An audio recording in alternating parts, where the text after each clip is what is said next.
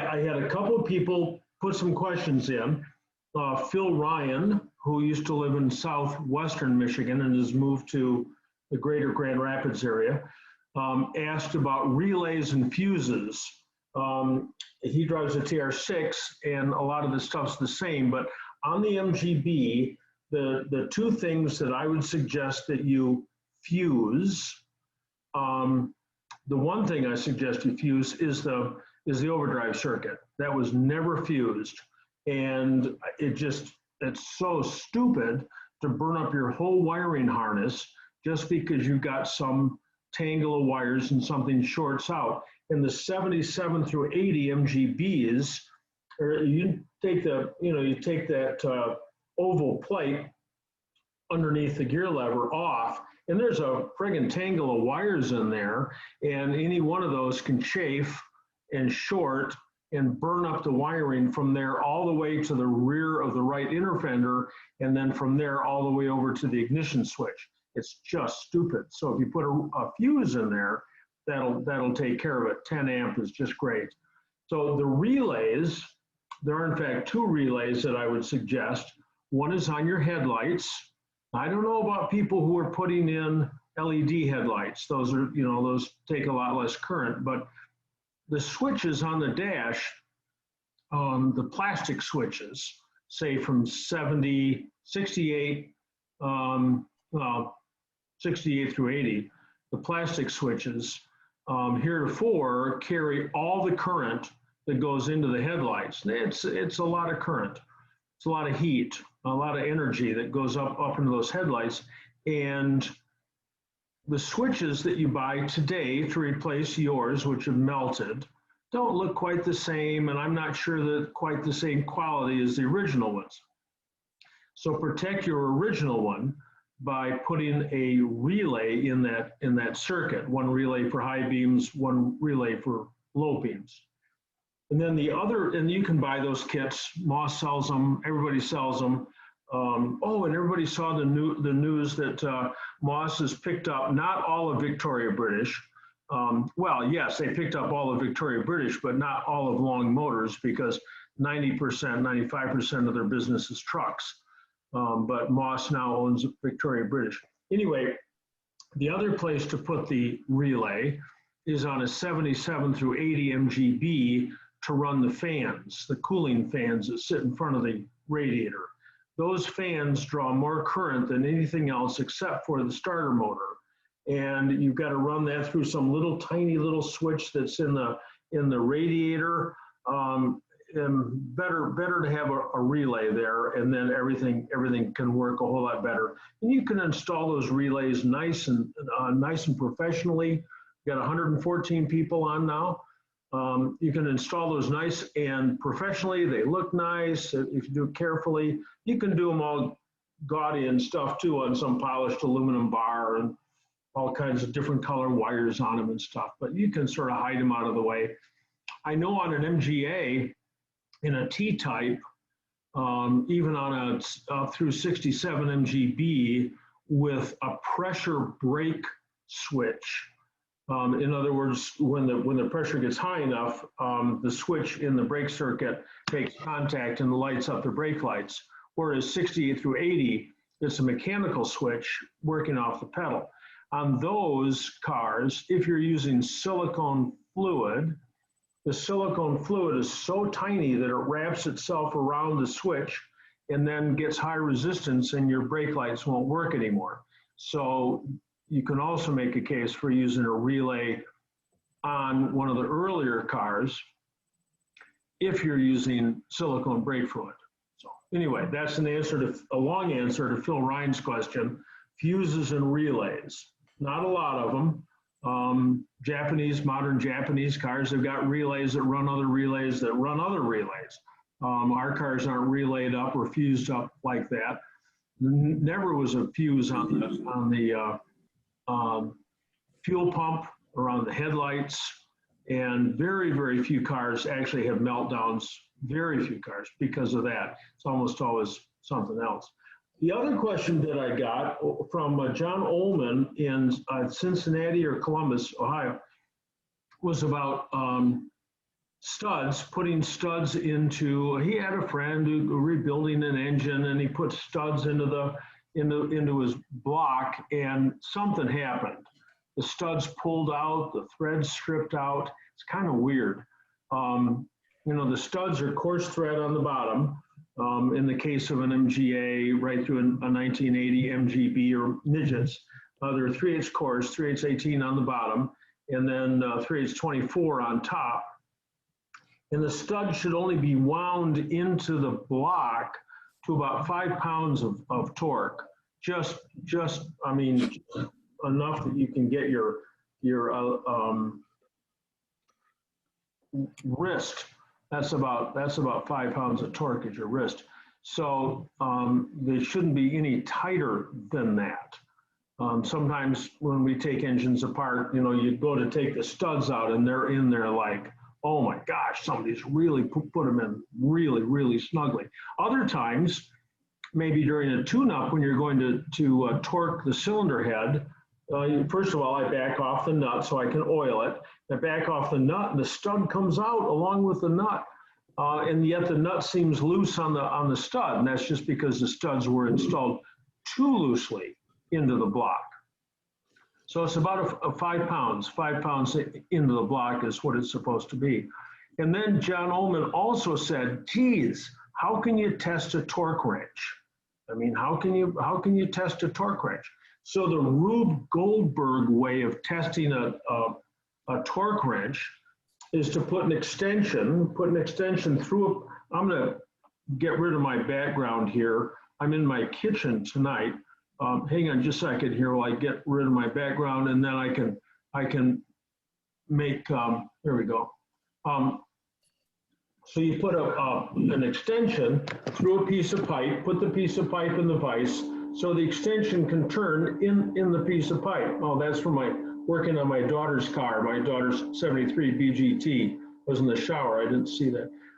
Anyway, put an extension through the piece of pipe. On the other end of the extension, put a socket, put a bolt in there, a bolt and a nut with a strap that comes out of it that's a foot long.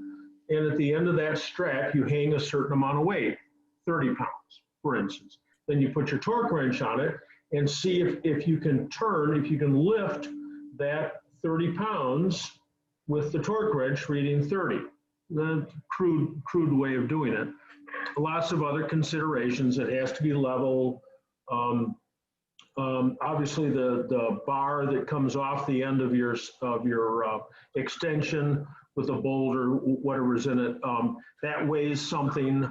So you've got to account for that weight. Say it's if it weighs a pound, we're not dealing with a whole lot. But if it's 10 pounds, then you got to put that 10 pounds at about 2/3 the way along the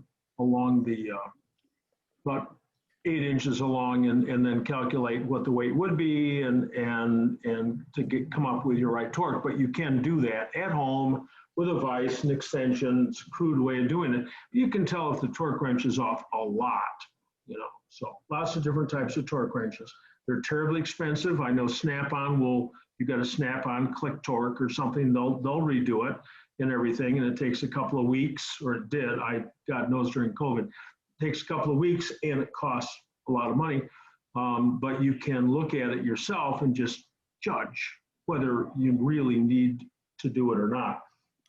So when you're torquing things, everybody talks about foot-pounds, but they're not foot-pounds, they're pound-feet. Well, big difference. You multiply one towards the other, but it's really pound-feet, and that equates to Newton meters. In a foot-pound, pound-foot, and a Newton meter are about the same. A foot-pound is a little bit more than a Newton meter, but not a whole lot. And this all has to do with torque. A Newton meter is a Newton is the amount of force that's necessary to accelerate one kilogram of mass, and the complement, the foot-pound, is the amount of of pound isn't pound, it's force, and it's one slug. How fast you can accelerate one slug of mass, which is about 32 pounds. One slug of mass. Anyway, you can delve into that and excite yourself with all the details about slugs and pounds and foot pounds and Newton meters. And someday we'll talk about the history of the gallon. But that's not what we came to talk about tonight. We came to talk about books.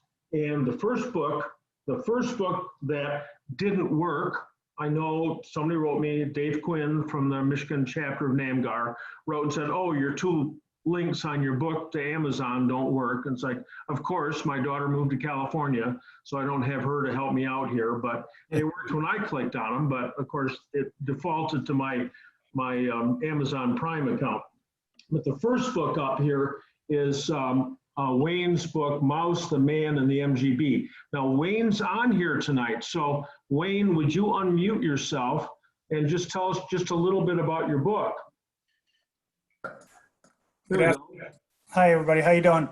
So, I wrote this. This happened about 2 or 3 years ago. I was working on my MGB, and a little mouse came across the engine bay and sat on the fender across from me on his hind legs with his hands folded, his front paws, and was watching me work on the car. So I chased him off, but he kept coming back to watch me work on the car. He never chewed the car or anything, and I'd be underneath the dash working, and he's standing on the other side of the car watching me work underneath. So Imagine. I thought about this for 2 or 3 years, and See, that's funny. I wrote a book about it. And I turned it into a children's book, and it's highly illustrated. So as John's holding up the pictures, my friend, the illustrator, is that is a real MGB engine. That's not a glop that looks like an engine. And we are doing the book. He said, are we doing a technical manual or are we doing a children's book? I said, both. Because if an MGB owner looks at this book, they want to see an engine that looks like the engine. John can probably show you the page of where they're adjusting the valves. That's precision, accurate. I brought the feeler gauges to them, everything, the whole 9 yards. So why did I write the book? Well, I got 8 grandchildren.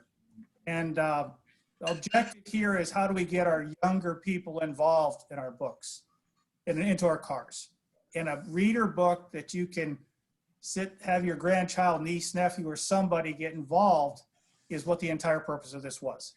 So it's been out for 2.5 weeks.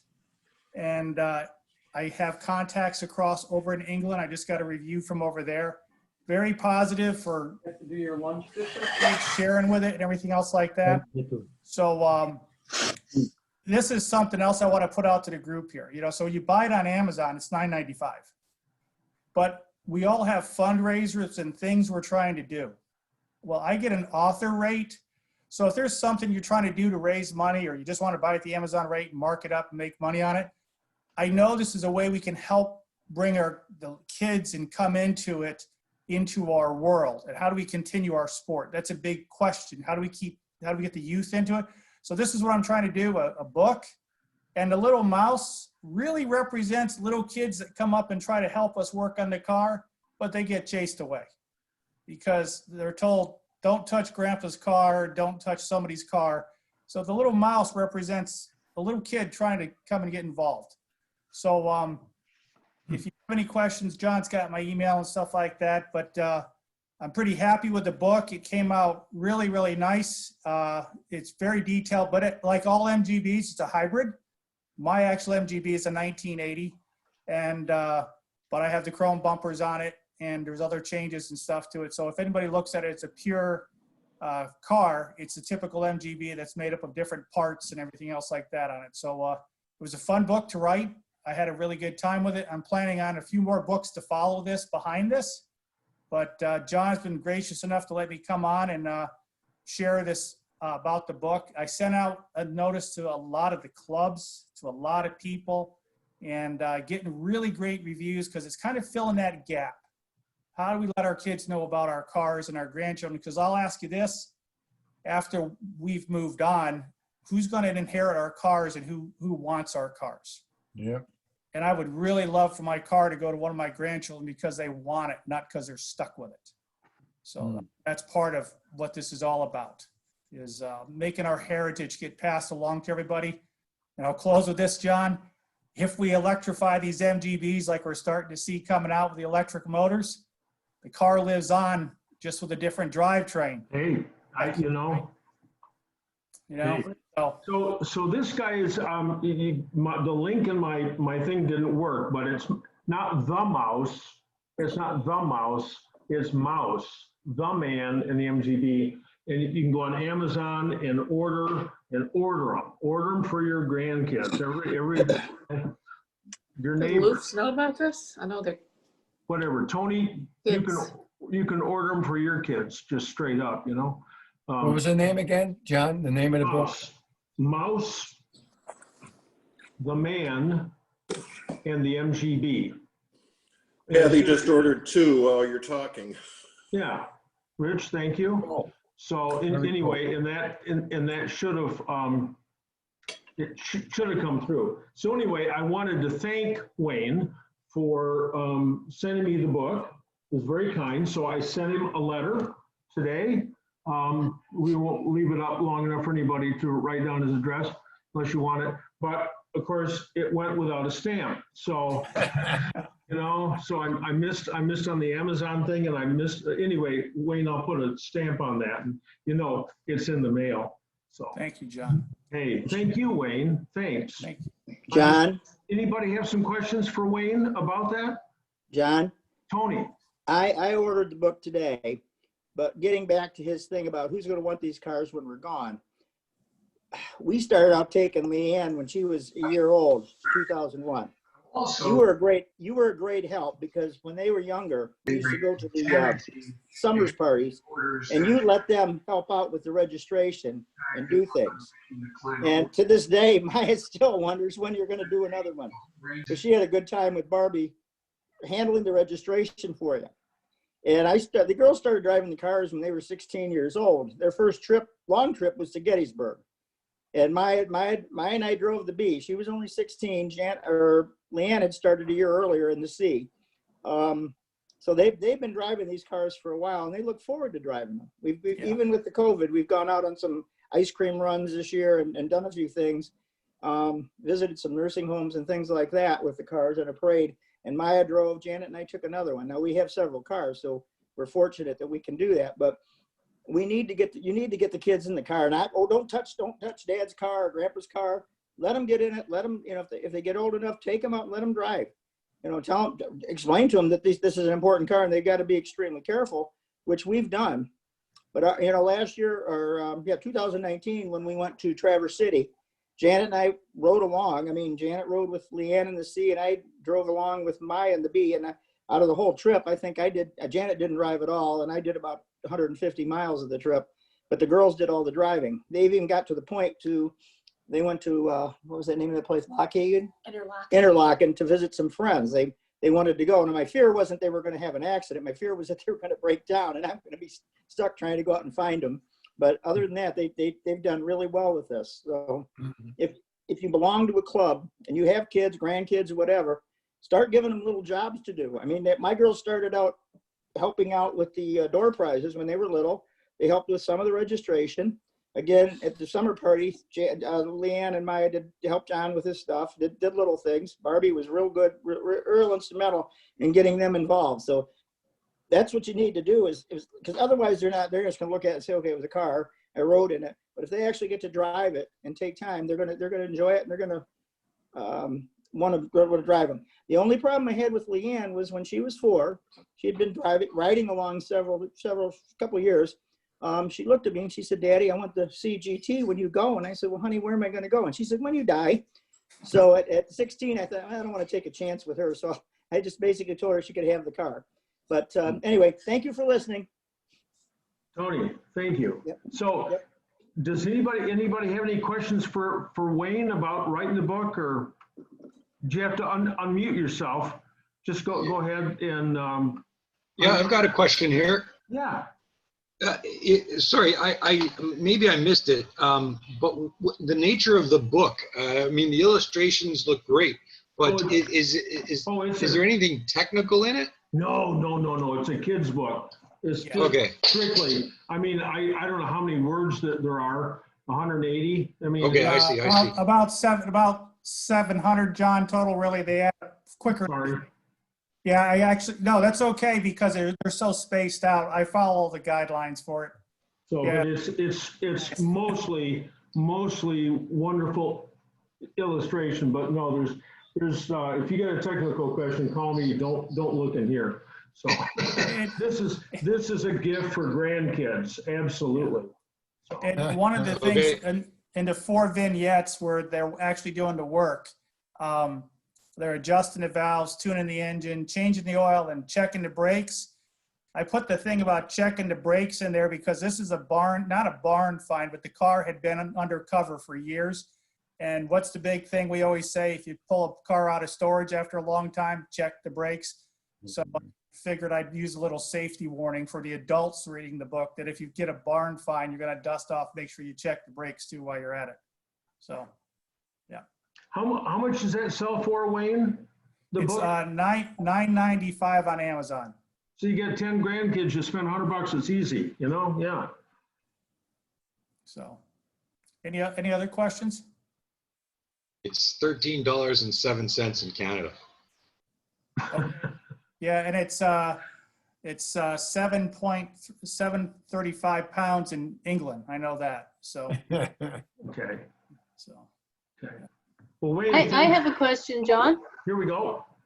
It's Christina here, and Yes. I apologize to everyone. My, for some reason, Windows and my camera aren't getting along, so I'm a blank page, so to speak. But my question for Wayne is, and I just love this idea, Wayne. I think this is a brilliant idea, you know, connecting younger people with our cars, because we do want to have some kind of succession plan, and it's something the MG Car Club of Toronto has just come up with, the second generation thing. But my question is, what was it? How did you find the illustrator?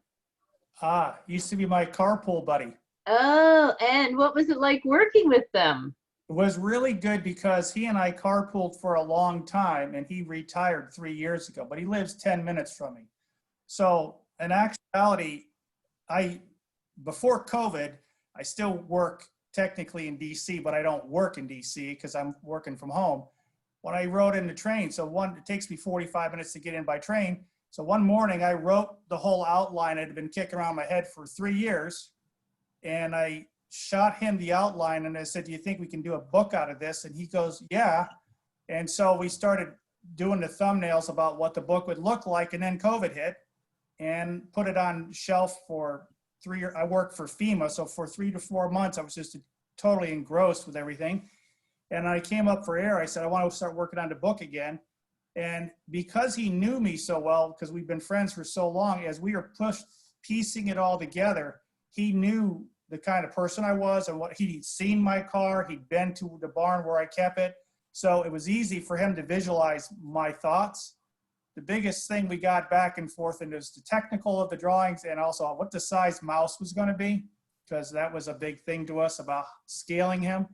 The first drawing of mouse, he looked like a rat. And I said, that's too big. So we have to scale him back down. So it was just working with a friend of mine. So it was definitely easier, but I know some people have trouble working with illustrators to get their thoughts across. In this case, I was lucky he was a friend of mine. Christina, What happened to the mouse? Sorry? well, What happened to the mouse? It's Don't say it, don't say it's it. it's I no, think you're gonna read the book. the mouse survives. The mouse survives. yeah, Does it? yeah, he does, and he takes a ride in the car too. Yeah, it's I can maybe show you there he is. So since we're all adults here, become friends.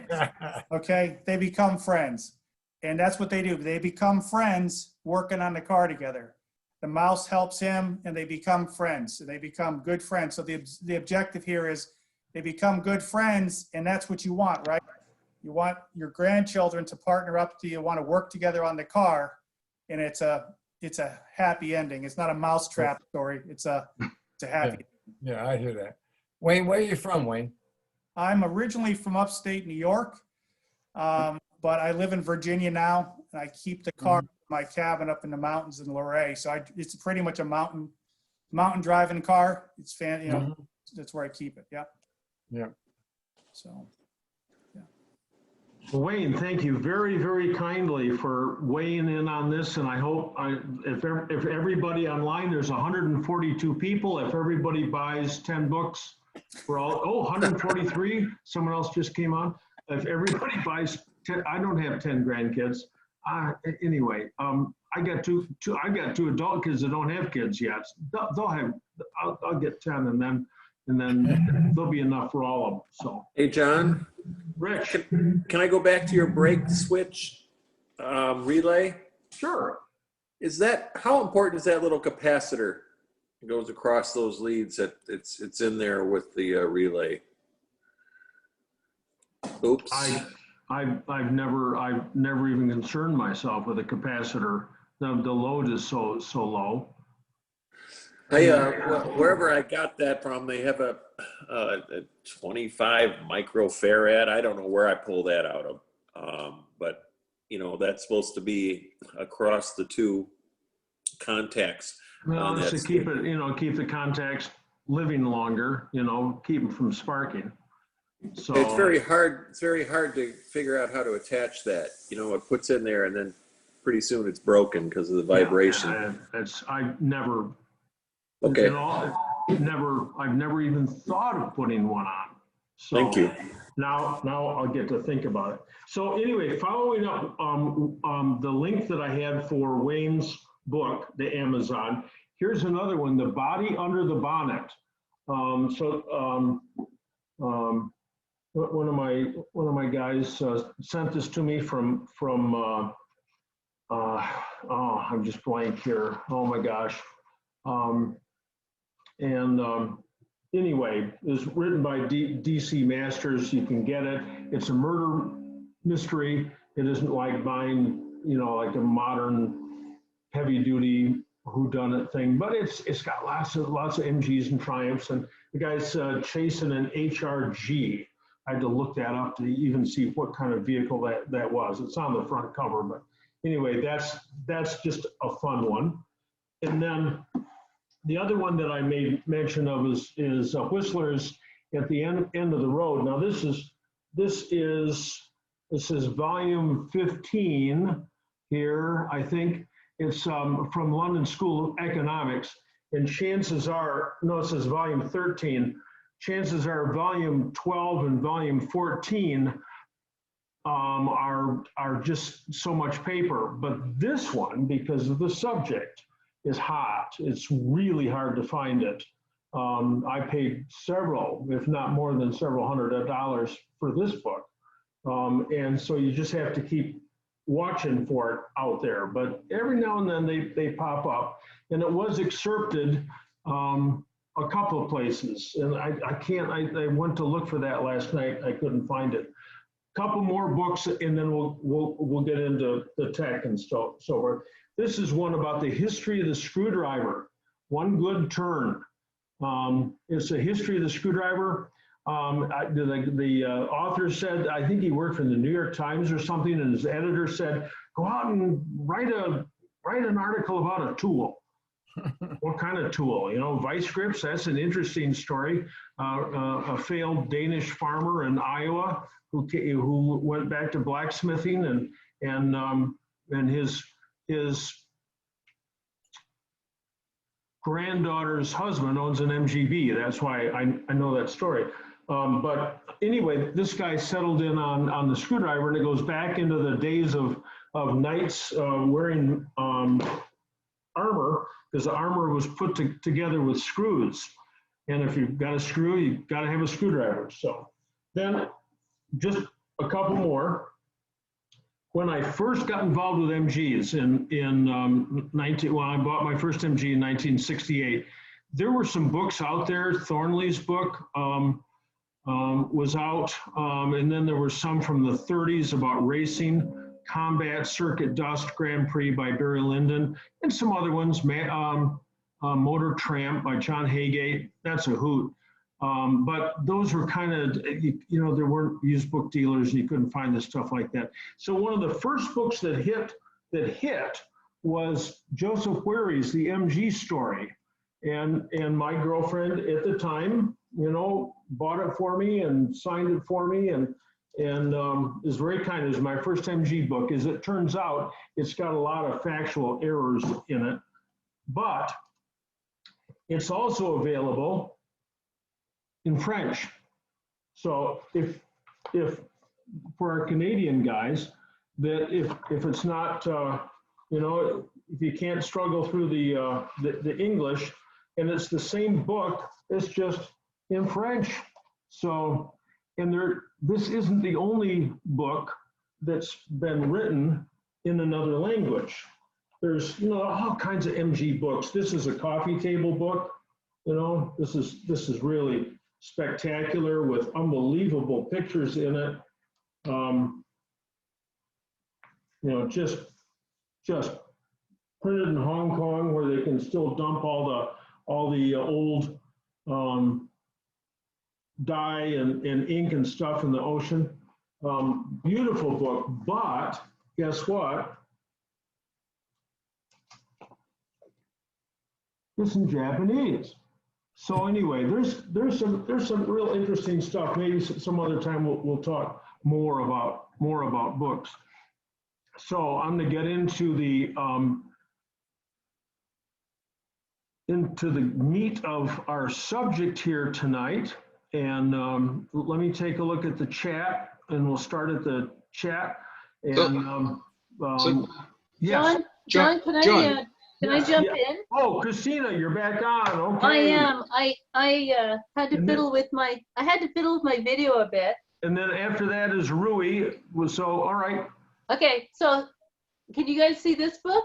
I know it's backwards. Yeah.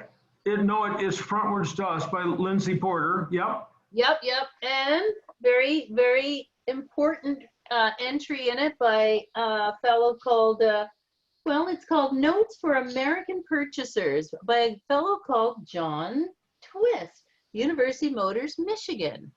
Anyway, I've had this book for a million years, and suddenly I actually realized I know somebody who, and I've loaned it to tons of friends.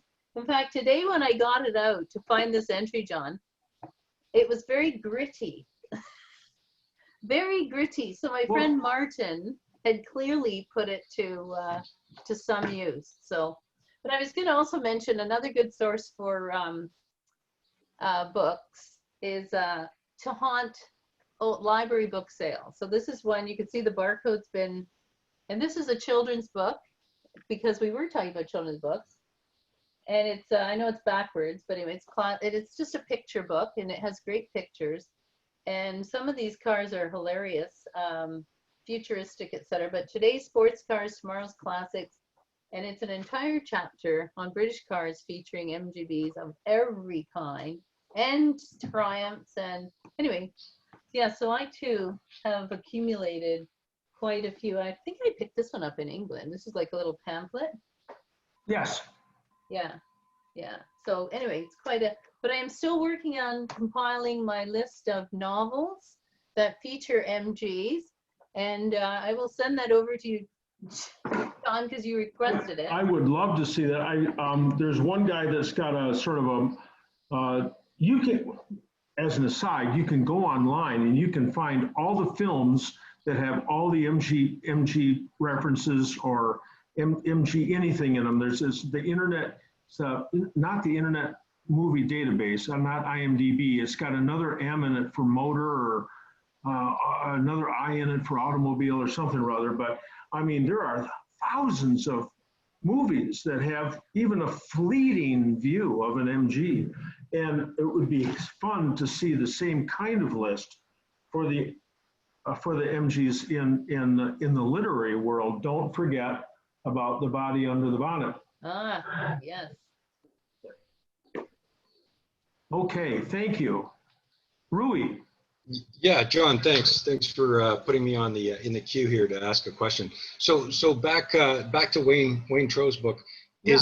Is it available anywhere else other than Amazon? Not at this time. Okay.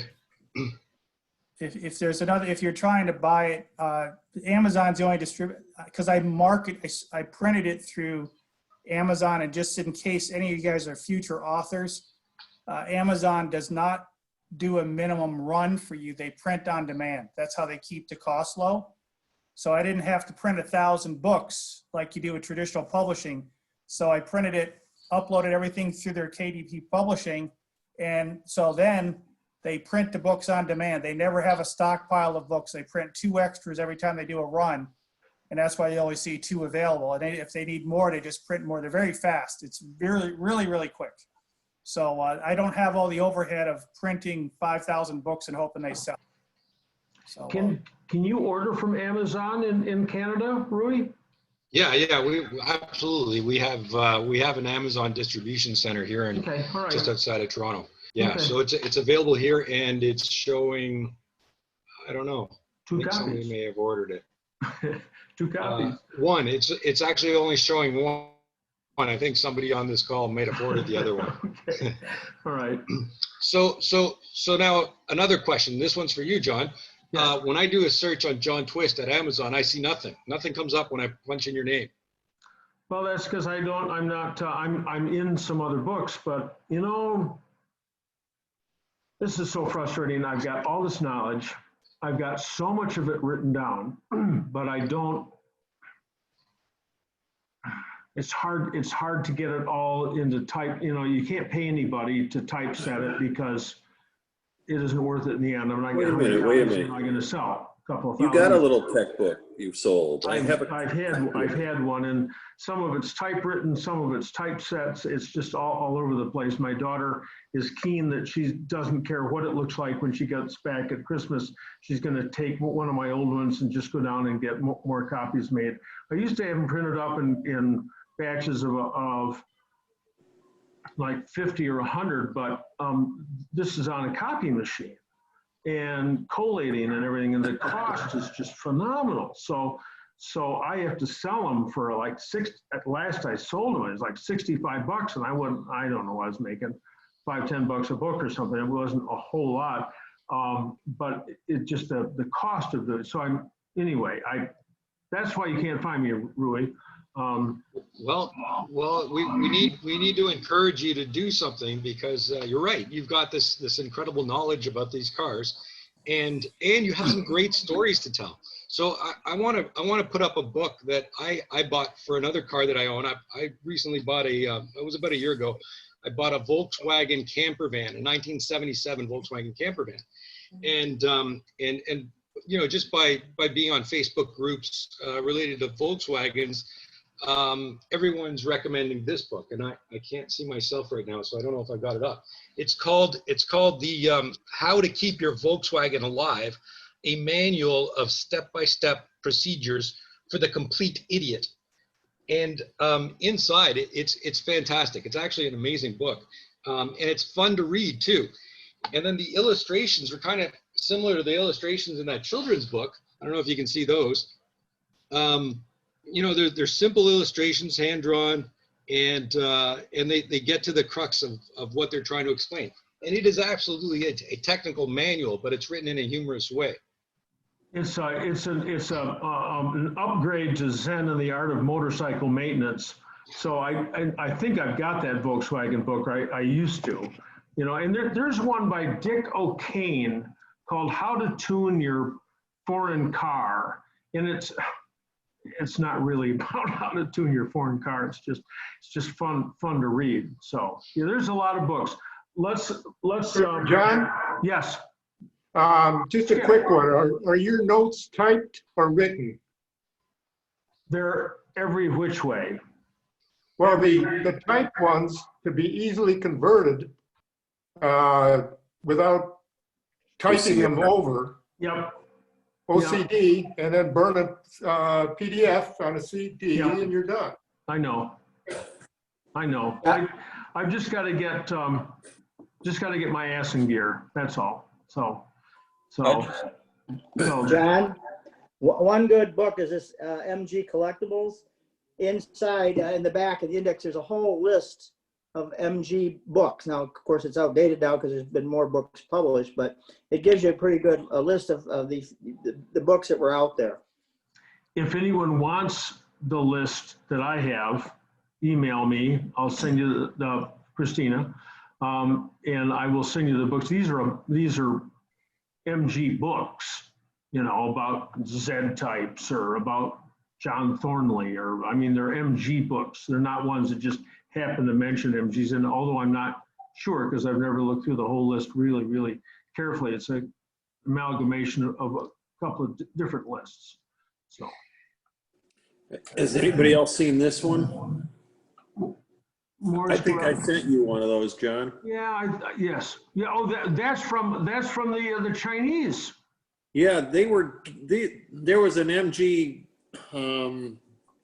SUV in the Mumbai airport and a stack of these books, and they're beautiful. They go back to old number one and Cecil Kimber, and they tell lots of lies, lots of mistakes in it, but it's that's where they say they made 100 million MGs or something. It's like, dude, you got the decimal way out. You know, yeah. so it was free and it was nice. Hey, it's another book. It's another book. Hey, I want to start doing some technical here because it's already 7:45. So from Frank Cataldo, you can unmute yourself, Frank, if you're still here. We got 143 people on. He says, I had a question about... Nope, still here, John. Yeah, great.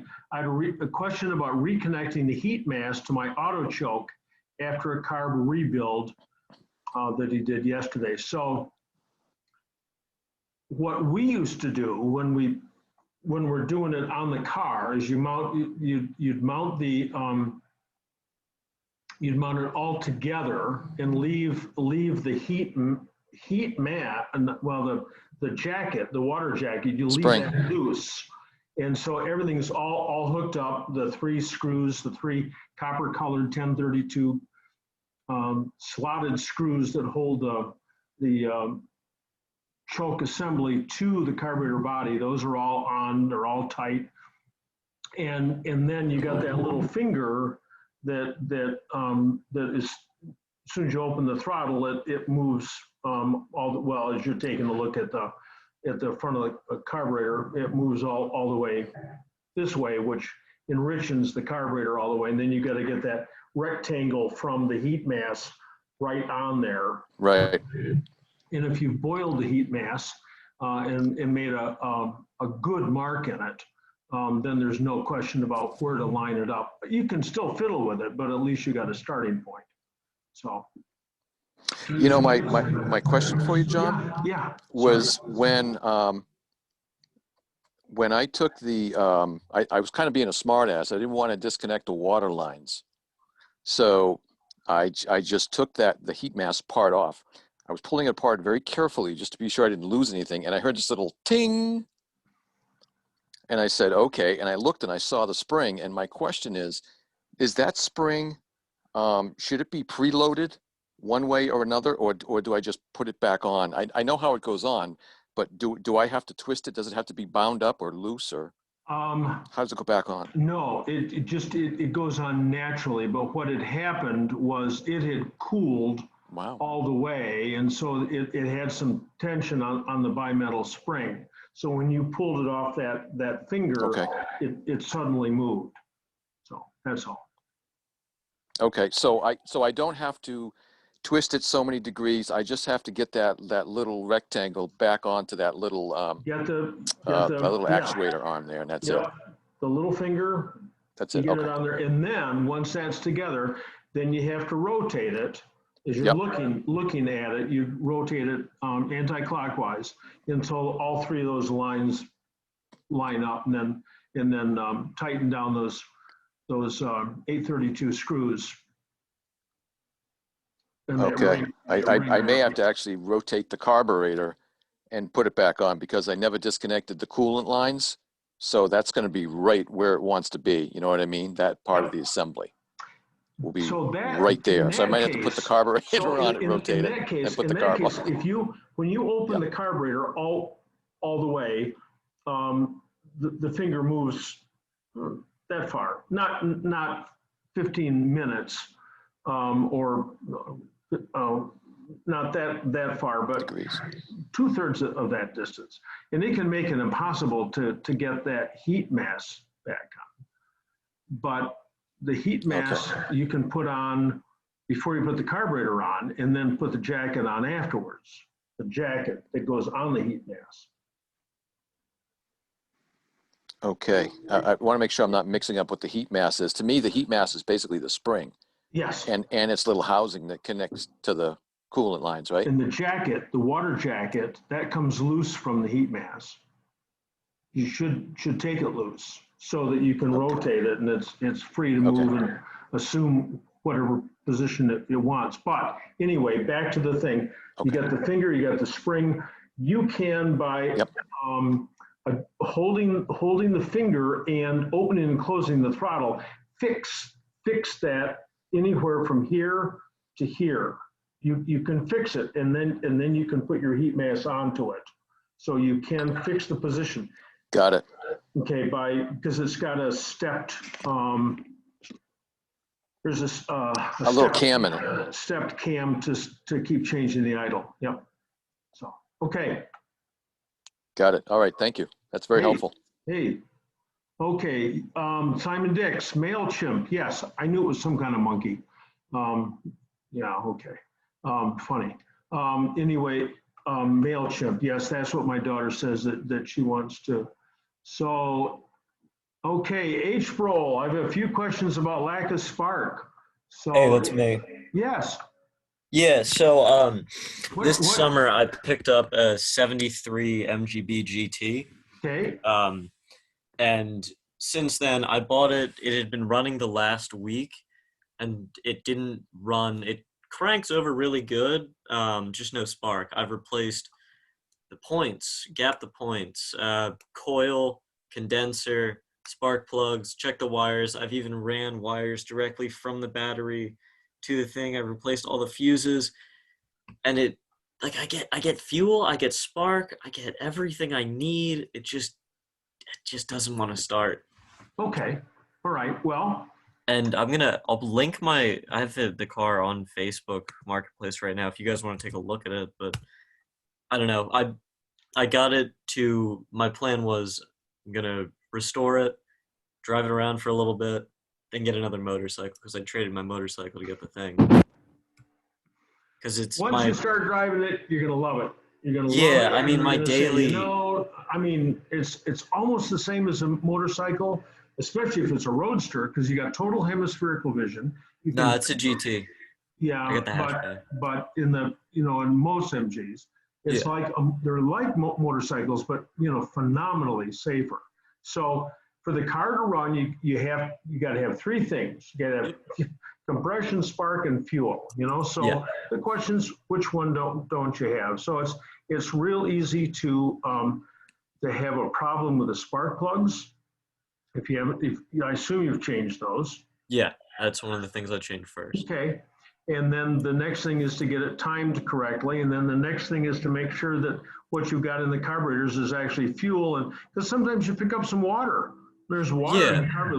It looks like fuel, I mean, if you get on your I've been fingers or using something. starter fluid and all that.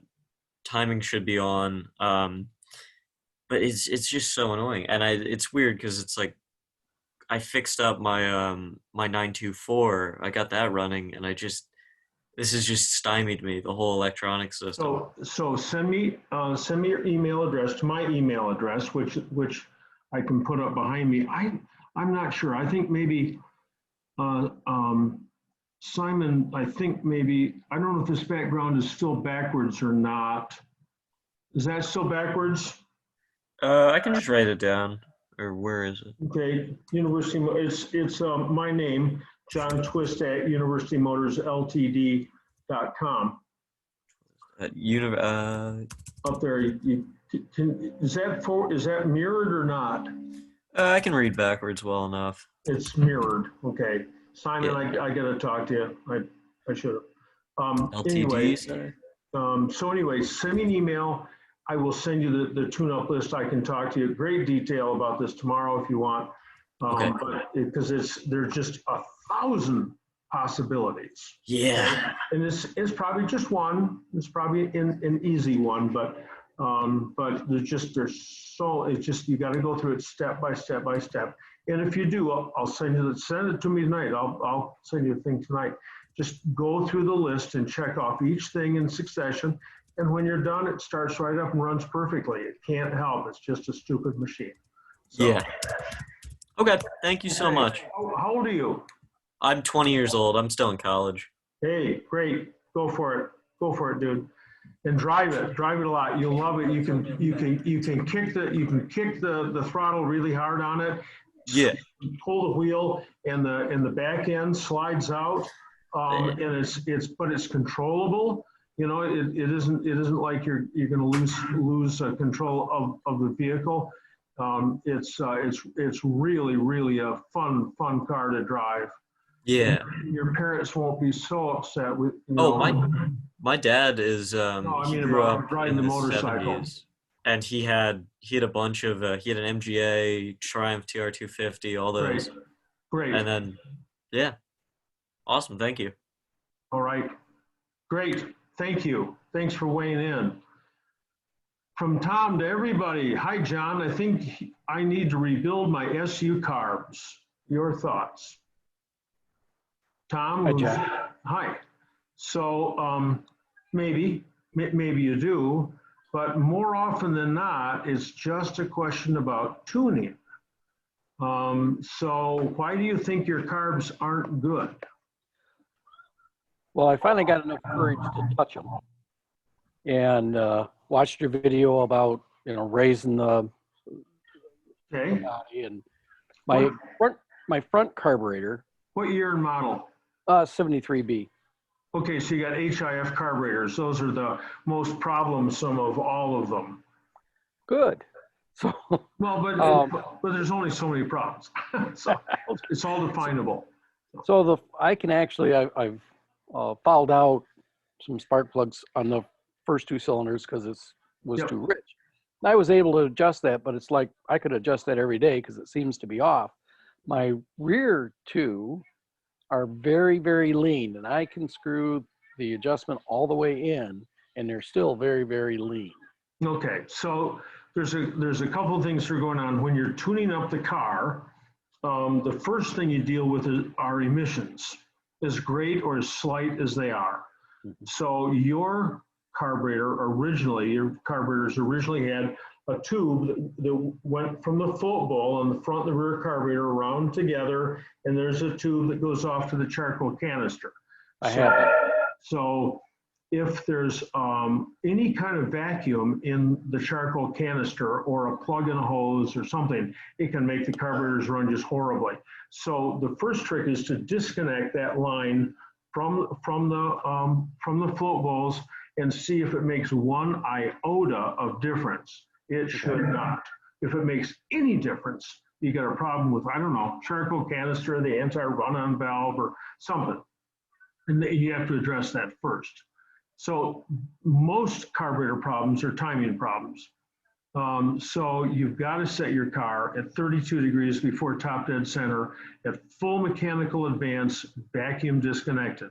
So you take the vacuum off and you put a timing light on it and you rev it up and make sure that you do not exceed 32 degrees.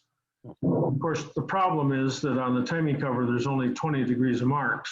Right. So you got to have a dial back timing light or make a new mark on the front pulley 12 degrees ahead of where it should be, and then line that up with a 20 degree mark, and then you got 32. That I did. Okay, all right, so now we're down to the carburetors. The most common fault with the HIF carburetor is the rotary choke. First of all, our carburetors don't choke. They don't choke. They mixture control. So there's a valve, a rotary valve. When you pull the choke out on the dash, it rotates these valves and mixes more gasoline with the air. That is dependent on the condition of the number 13, 013 O-ring that is in the rotary choke. And if those are neoprene, which they most certainly are, unless you've just had it rebuilt by somebody who's using Viton, they've disintegrated because of the modern gasoline. So you got to take the carburetors off the car, oh fun, and replace those O-rings. I can send you those O-rings. I have a whole bunch of number 13 Viton O-rings, you know, and that's probably it. But how do you know it's that? Take the suction chambers off the carburetors, take the springs out, take the air pistons out, put them someplace where they're not going to roll off the table and land on the floor and bend the needle. Because then you got to set, because then you're all in, you know. So then take a tube, like a 2-foot long tube of 3/16 black, like vacuum or fuel hose, put that on the vent to the carburetor, put it to your mouth and puff into it. Just a puff. With just a gentle puff, you're going to get a column of gasoline out the top, out of the jet, out of the main jet. It's a foot high. And it takes hardly any puff at all. And you get this massive column of gasoline that comes out of the main jet. You do that and you go, oh, dude, he's right. He wasn't lying yet. So then put your index finger on the main jet and blow into that tube so hard you see stars. Don't put an airline to it, you'll blow the carburetor up. But just blow on it really, really hard as you can, and look to see if gasoline burbles out of the hole that's just to the rear of the main jet. It's offset a little bit. If you're not sure which hole I'm talking about, operate the choke while you are blowing, and you can see the gasoline come out of the choke hole in the main throat. If you can get gasoline to burble out of there by blowing on it, that O-ring has failed. So it's time to take the carbs off and do that to them. Some other stuff too. If you're going to take them off, you got to service them. That's yet a whole nother question. Solder up the butterflies or put new butterflies in them. Rebuild the whole things? Well, I don't know. Probably not. Depends on how bad the wear is on the main jet and the needle. But that O-ring has to be changed. So if you want some 13 O-rings, you find them yourself in Viton. I don't know if the hardware store sells Viton yet or not, but if you need some, you know, I'll be happy to put a couple in an envelope. Just give me a call. I was looking at on Moss Motors, two different rebuild kits. Mm-hmm. One looked like it was just some gaskets and stuff for not a lot of money, and then one which included the jets was all like $100 more. Oh yeah. I mean, should I just concern myself about the gaskets and O-rings that are in the cheaper set? Check to see if those O-rings have failed, right? Okay. And then while you've got the pistons out of the carburetors, look at the needles. The needles are spring loaded. So the needles always wiping the back of the jet. You can't see the wear on the jet, but you can see the wear on the needle. And if it looks really worn, what does that even mean? If it looks really worn, yeah, by the kit with the jets and the needles, and the instruction book, and make sure that the people selling you the kit know that that's a Viton O-ring in there. Right. Okay. All right. Appreciate it. Yeah. Thanks, John. All right. Okay, Roger, Searle, are parts, is the quality of parts a real problem? I just replaced a clutch, which was not much worn due to a lost clutch plate spring.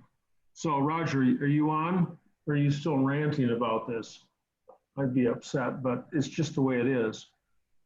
Anyway, I don't know if Roger's on or not, but yes, parts, we talked about clutches before. We talked about the throw bearings. I mean, if the chrome strip doesn't look good to you, or if it changes color, you can change that. That's pretty easy, you know. But a clutch, oh, come on, that's as deep as you go. No, it's not as deep as you go. Second gear synchro is as deep as you go. And those you have to fit. You can't just put them in. You have to lap them into the speed gear so that they work. But when I made my inquiries about the release bearings, the answer that I got was we're dealing with other clutch pressure plate issues right now. So, and this has to do with Roger's question has to do with a spring in the clutch disc. So it's, yeah, it's, you know, come on. And you know why this happens? Because we all shop by price. This is, everybody will say, oh no, dude, you know, like, you know, sure, I'll pay $100 more for a clutch because I don't want to have to do the clutch twice. No, you won't. You know, somebody's got it for sale for $300 and somebody else has got it for $200. You're going to buy the one for $200. It's just, that's who we are. So the only thing we can do is offer to pay more, you know, encourage our suppliers. And in the case, I don't know about anybody else, but in the case of Moss, sometimes, not on every part, the catalog would be twice as big, but on some parts, they do give you an option of different qualities. And it's to our advantage to always buy the most expensive one. Oh, they're just making money on us. No, it shows them that we will buy the parts. That's just the problem. I mean, they're getting this stuff made in our favorite country, and the quality it just isn't there, and isn't their fault. It's not this our supplier's fault. You go to the meets and maybe somebody is there from one of the big suppliers, Moss or somebody, and they'll tell you their experience in buying, name a part, a turn signal switch. You know, the first one they get back is perfect, durable. So they order 500 of them. They got to pay for them before they get them, right? So they pay for them. They come in. It ain't what it's not what was represented as what they're going to get. They can't get their money back, right? Because that's China. You can't sue them. It's a problem. We all know it's a problem. And as long as we can keep track of what's going on, and right now, clutches are a problem. The discs, the pressure plates, and the throw-up bearings. It's a very frustrating time. So all you can do is ask your supplier, dude, can you promise me that this is good quality stuff? So anyway, parts are a real problem. I didn't mean to rant there, but yeah. All right. So we got somebody weighing in, says, all right. Oh, John, you may want to remute all. Yes, I will as soon as we get some background noise. Someone's recommending Dave Brown for carburetor work from the Minnesota MG Group. There's a bunch of people around the country that do SU carburetors. Dave Brown does it in Minneapolis, B-R-A-U-N, not B-R-O-W-N, B-R-A-U-N. There's a guy in Oklahoma that took over for the guy who used to be there. I'm blank on it. Nicenger Instruments is Joe Curto is the carburetor king. I mean, you know, he does carbs. I don't know if I know other people do them. Taylor used to do the carburetor. Somebody took over for him because he passed away. Anyway, there's a lot of places out there. So anyway, Mark Coor is weighed in and said, happy birthday. It was my birthday 2 days ago. I just made it to 72 and I still have a full head of hair. People say, why would you wear that hat if you've got all that hair? But if I didn't wear the hat, you wouldn't know who I was. Joe Mick somebody says, we use a company, Team Torque to calibrate torque wrenches. Team Torque. Team like a baseball team, and if you're following along over in the chat, it's a Team Torque. So, and H. Brawl, our young man, our 20-year-old who was working on the GT, said, I had a mouse around my car. Now, we've all had mice around our car, and when they get in behind the hinges. That's where they can hide. And so you see them, there's that little slot on an MGB where the hinges fold into, and you see their little beady eyes looking out of there at you. Yeah, but a blowgun can dislodge them or frighten them so that you have to take out their corpses. Anyway, and from iPhone, whoever iPhone is, says, bravo, Wayne, like to Wayne Truex. Thank you, Wayne, for doing this. Alan Tabs says there's another great book, a much earlier, called The Red Car, about a young teen who's got a relationship with a TC. Those were made. Ron Embling told me that the Red Car was in just a whole series of books, and they were destined for young men who weren't very keen on reading. So the idea was find them something that they'd like to read, and they'll read it. And so a lot of people read The Red Car. If you're collecting that book, there's not only The Red Car in several editions, there's also the teacher's edition. So to make your library complete. Hey, John, this is Alan. Yeah. You know, it's funny because somebody in my club in Miami told me about this book, and it's been out since 1956, I believe it was.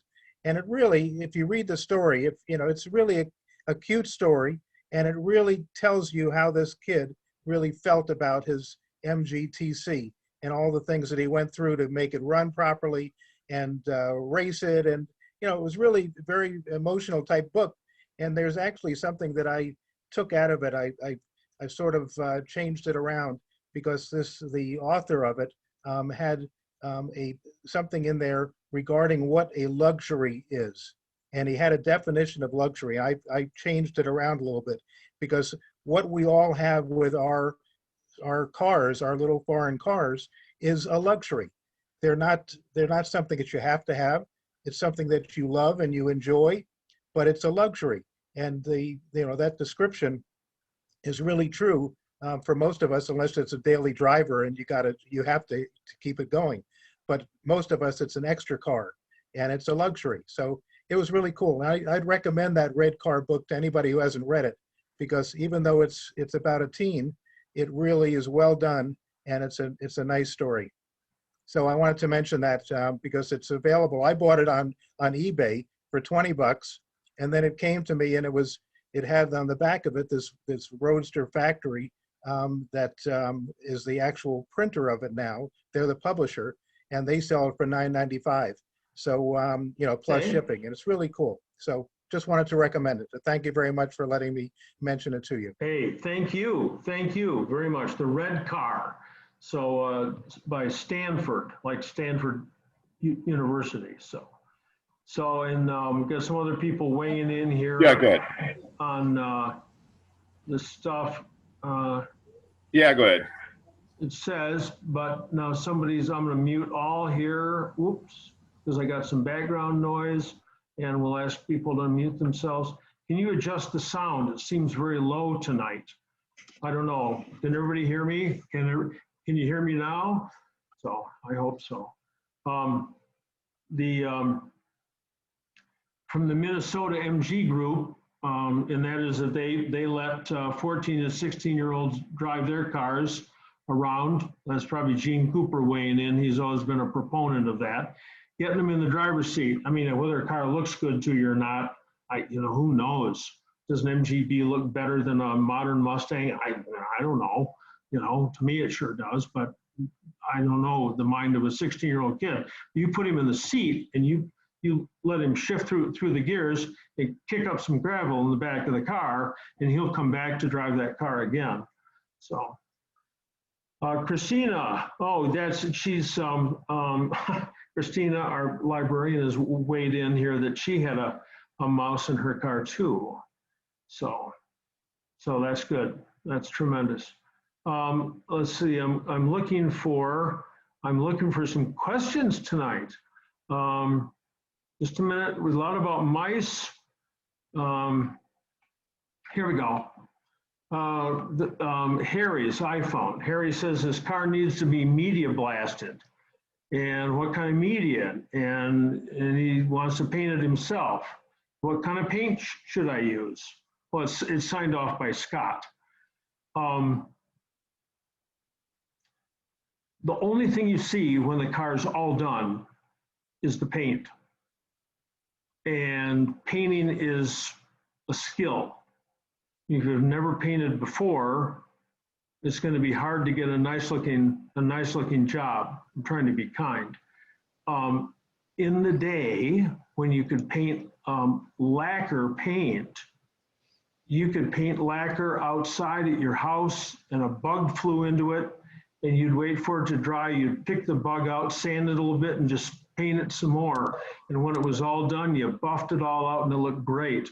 Modern paints are not like that. You can't do that anymore.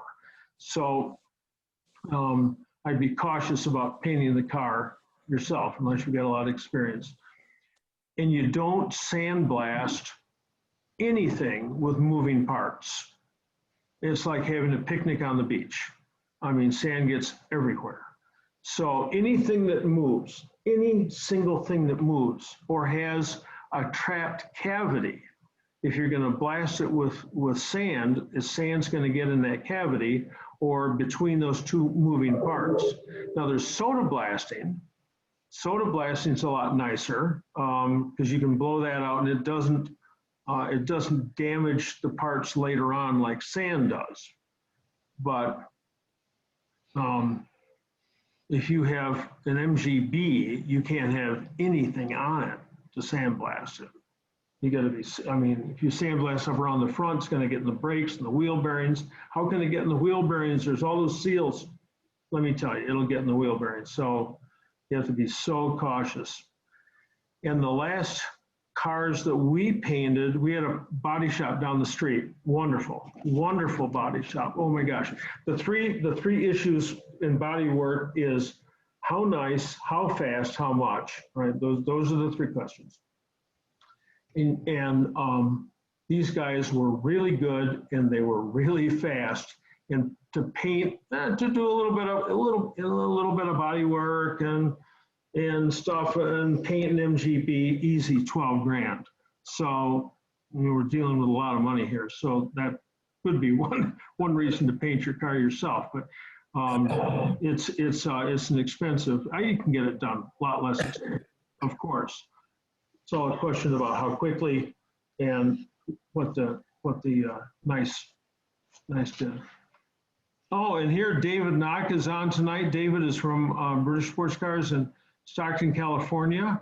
And David weighs in and said that his dad did a story, Norman Knock, did a story on Mr. Phillips, who was from Stockton. I expect you mean Phillips like in Phillips Screwdriver. David, are you still on? We got 124. Where are we? Yeah, we're here. Yeah. Yeah. So yeah, he also developed the Posi drive.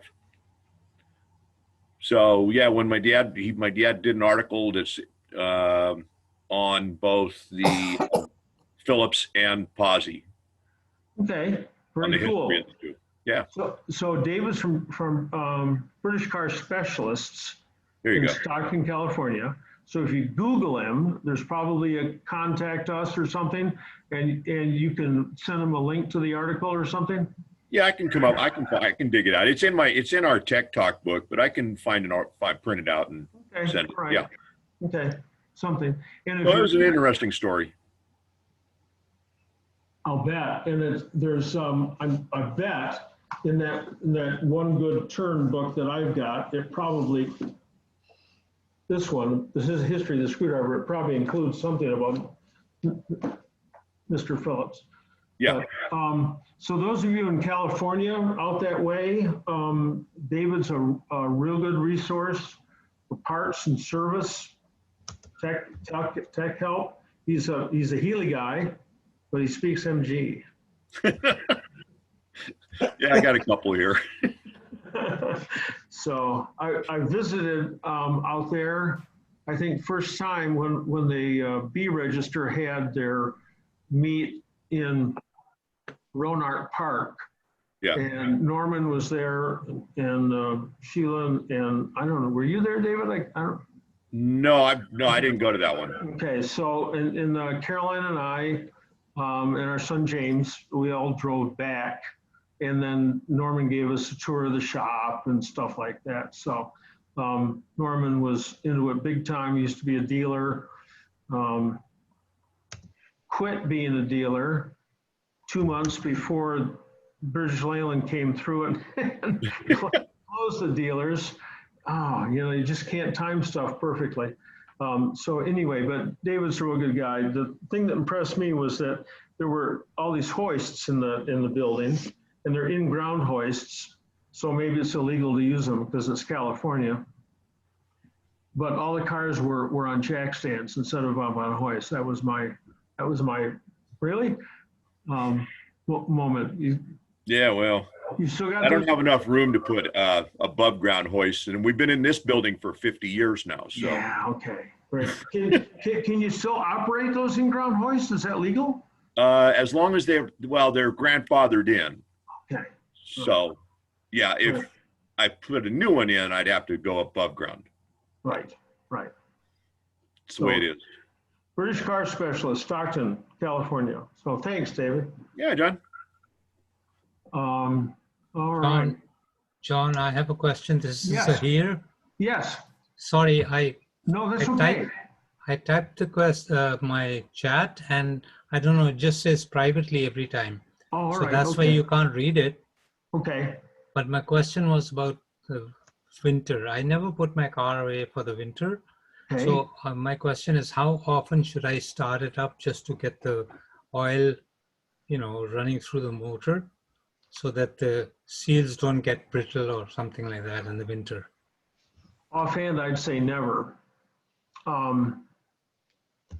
That's what I'd say just offhand, because the problem comes not with the engine. It's nice to spin the engine up, but it's the exhaust, and you've got to run the car for at least 20 minutes, take it out for a drive, at least take it out for 20 minutes or something, so that all that water in the exhaust system boils out, and the exhaust system is so hot that there's no more water in there. It's all sent out. But if you just start the car up in the garage, for instance, start it up and you're out there and you got the door open and you're revving it up and you let it run for 20 minutes and turn it off.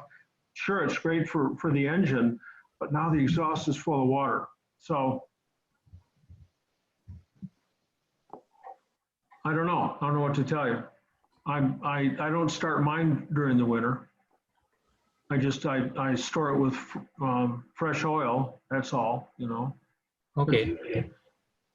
Okay, thank you. And you're from Toronto, aren't you? Well, Oakville, yes, near Toronto. Okay, all right, GTA anyway. So all right, yeah. So you guys got any snow up there yet? We did have a little bit, and it's going to snow tonight as well. Yeah, it snowed here. We got a dusting, and then of course it turns to rain. Oh, nice. Makes the. The state of Michigan just spent, I don't know, God knows, $500 million. I don't know, making this complex exit right a mile from my house. It's really handy. I can go anywhere just instantly on the expressway. But the one exit ramp hasn't been open for 2 weeks. 2 weeks. Wow. For 3 years of building this thing. And tonight I can see this line in the snow right up to the guardrail, and the guardrail's already bent. It didn't even last 2 weeks, but it looks like somebody hit it and continued on. So yeah, here comes the snow. All right, thank you. Hey, you're very welcome. All right, Hi, so John. yes. Guido here, New Jersey. Guido. One quick question. I pulled the distributor out and I sent it up to Rob. Yes. Up in New Hampshire, like we talked about. And I noticed when I took the vacuum advance hose off the vacuum advance at the distributor, it was just about on there. How important is the vacuum advance to a distributor? Do it. Just get, it's short because of why? Is it a steel line or a rubber No, line? no, it was, when I pulled it off at a distributor, it was very, it wasn't really sealing that well. How well should it seal on the Perfectly. back? Perfectly. It should seal perfectly. Is it a hose or is it a nut? No, it's a hose. It's a hose. Just buy a brand new hose. Just go right. But I mean, explain to me what the Vacuum Advance does. I will do my best. It advances the timing on when you're at partial throttle. That makes the car run more efficiently. It's an attempt at mileage. It's a crude attempt at getting better mileage. Race car drivers don't have vacuum advance units. They don't care about mileage. They care just about having the right advance at the right place. But this is an attempt. T-types didn't have it. And then starting in 1968, the vacuum advances change every year because the manufacturer is trying to meet emission standards. But it has to do with making the car run a little leaner. It's my understanding. So vacuum. When I think of vacuum, being an HVAC guy, vacuum's measured in inches. Yes. So is there an inches of vacuum that it yes. should? Yes. Your vacuum advance unit might be marked 5-11-6. Okay, that means that it starts to move at 5 inches, stops moving at 11 inches, and moves 5 degrees. So yeah, so if there's, go ahead. So if you don't have a tight seal on those two connections at the carburetor and the vacuum advance, then you got leakage. If you have leakage, it's not going to work properly. The right? vacuum advance will not work correctly or work at all. Correct. Yeah, So yeah. Yeah, I ordered a new hose, new connectors and everything. Okay. I'm waiting for Rob to send the distributor back. Yeah. Okay. Cool. Yeah, Thanks. I just talked to him the other day. He's real busy and says he works 12 hours a day, 7 days a week. I don't know, but he said he's really busy, so. Thanks for the recommendation. Yeah, you're welcome. Okay, I'm gonna go on to George Hume here. I worked for P.L. Robertson in 1955. Henry Ford wanted to use the square drive screws, but Robertson would not license Ford to make them. That's the punchline to this.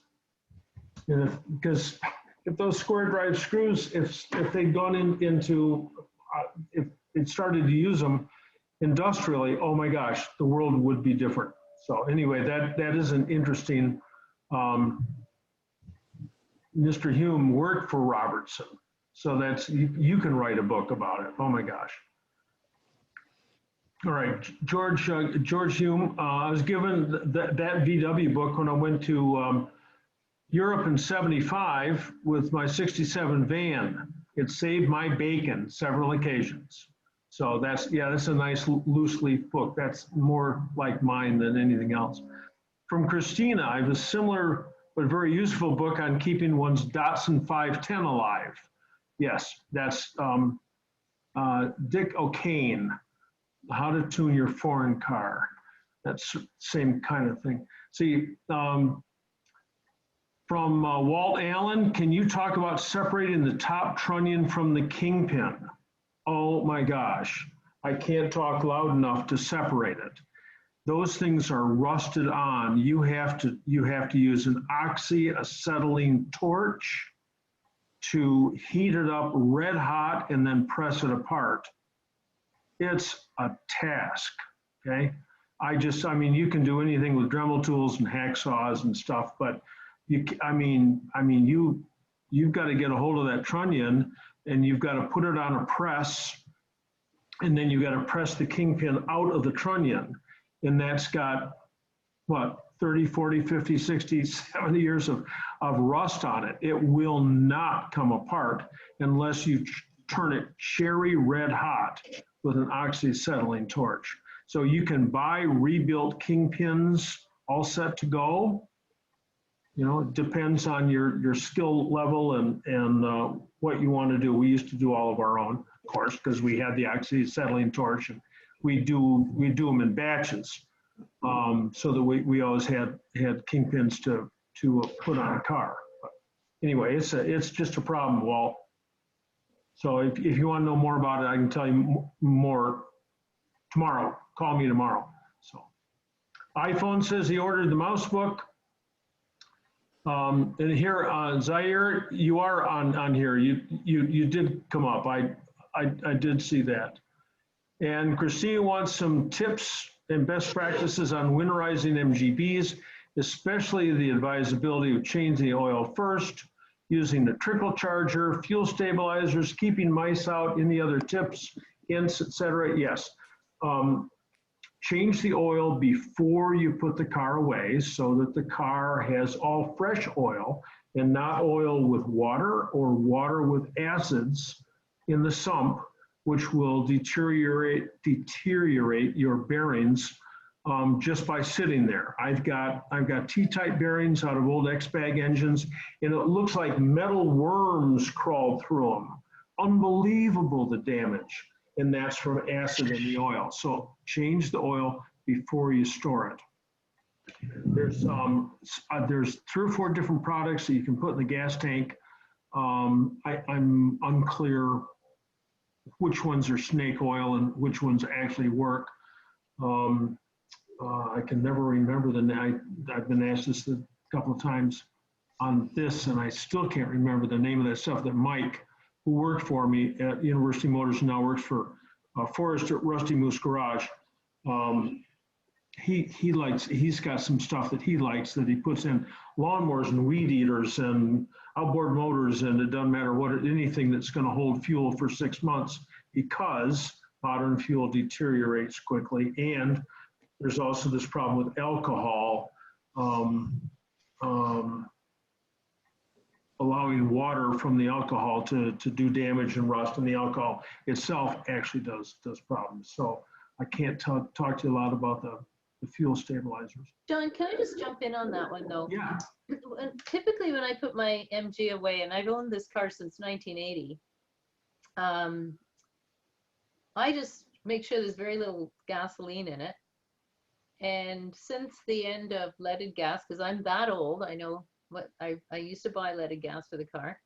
I just buy the highest, the best gas you can get. And up here in Canada, it's usually the Shell's premium. But when I put it away, I just make sure there's very little. So, and I never put anything in the gas tank, although, and let me just tell you, for 15 years, this car was, was stored in Edmonton and Red Deer, where it can get down to minus 35, although not in my garage. I mean, I don't think the coldest my garage ever got was, maybe minus 12. We're talking Celsius here up in Canada, but still pretty damn cold. Anyway, so the purpose of putting a stabilizer, or like, I understand, if I'm driving my car, I might put that stuff in to stop ice from building up in the gas lines for the cars that I drive. But so what you're saying is it's really to minimize the damage that the additives in the fuel. Well, there's so much alcohol now. It used to be what you just said. I all of a sudden I'm almost ready to flip in a big opinion here about gasoline and how much you should have in the tank. The reason that we always told people to store the car with the tank full was to prohibit the inside of the tank from rusting. Okay, so now the question is, well, how is water vapor going to get in there? Since 1970, it's a sealed system. Well, it's supposed to be sealed, so air can get in there. But I wonder what's worse, a little bit of rust on the inside of the tank or a whole lot of bad fuel.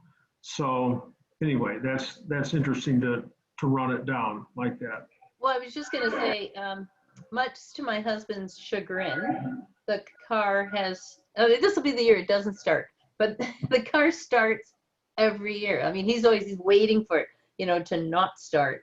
So it seems to be keeping a lot of, you know, keeping the fuel really low. And I've been fortunate enough when I store it, I'm pretty close to a gas station, you know, because I've stored it in, you know, not in the middle of the country. Even, although there's lots, it appears to me there's a lot of gas stations in the country now.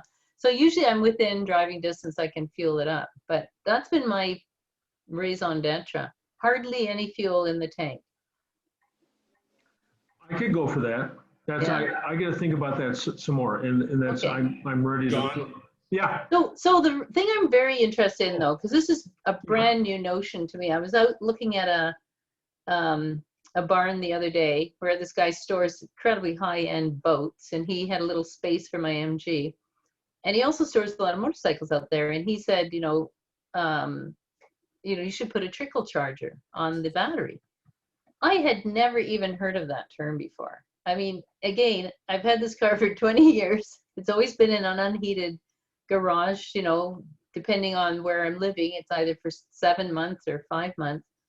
And this notion of a trickle charger is new to me. My biggest fear, of course, is a fire, you know, in an unintended space. But this guy said, oh, you know, if you had a trickle charger, I'd plug it in for you and unplug it, and all, like I do with motorcycles. But it's just this idea of the trickle charger. So I'm interested in not your opinion on it and others. And I've looked at a few, you know, in some of the places around here, and it seems to me that, you know, there's very cheap ones, but then there's also the more expensive ones that can detect.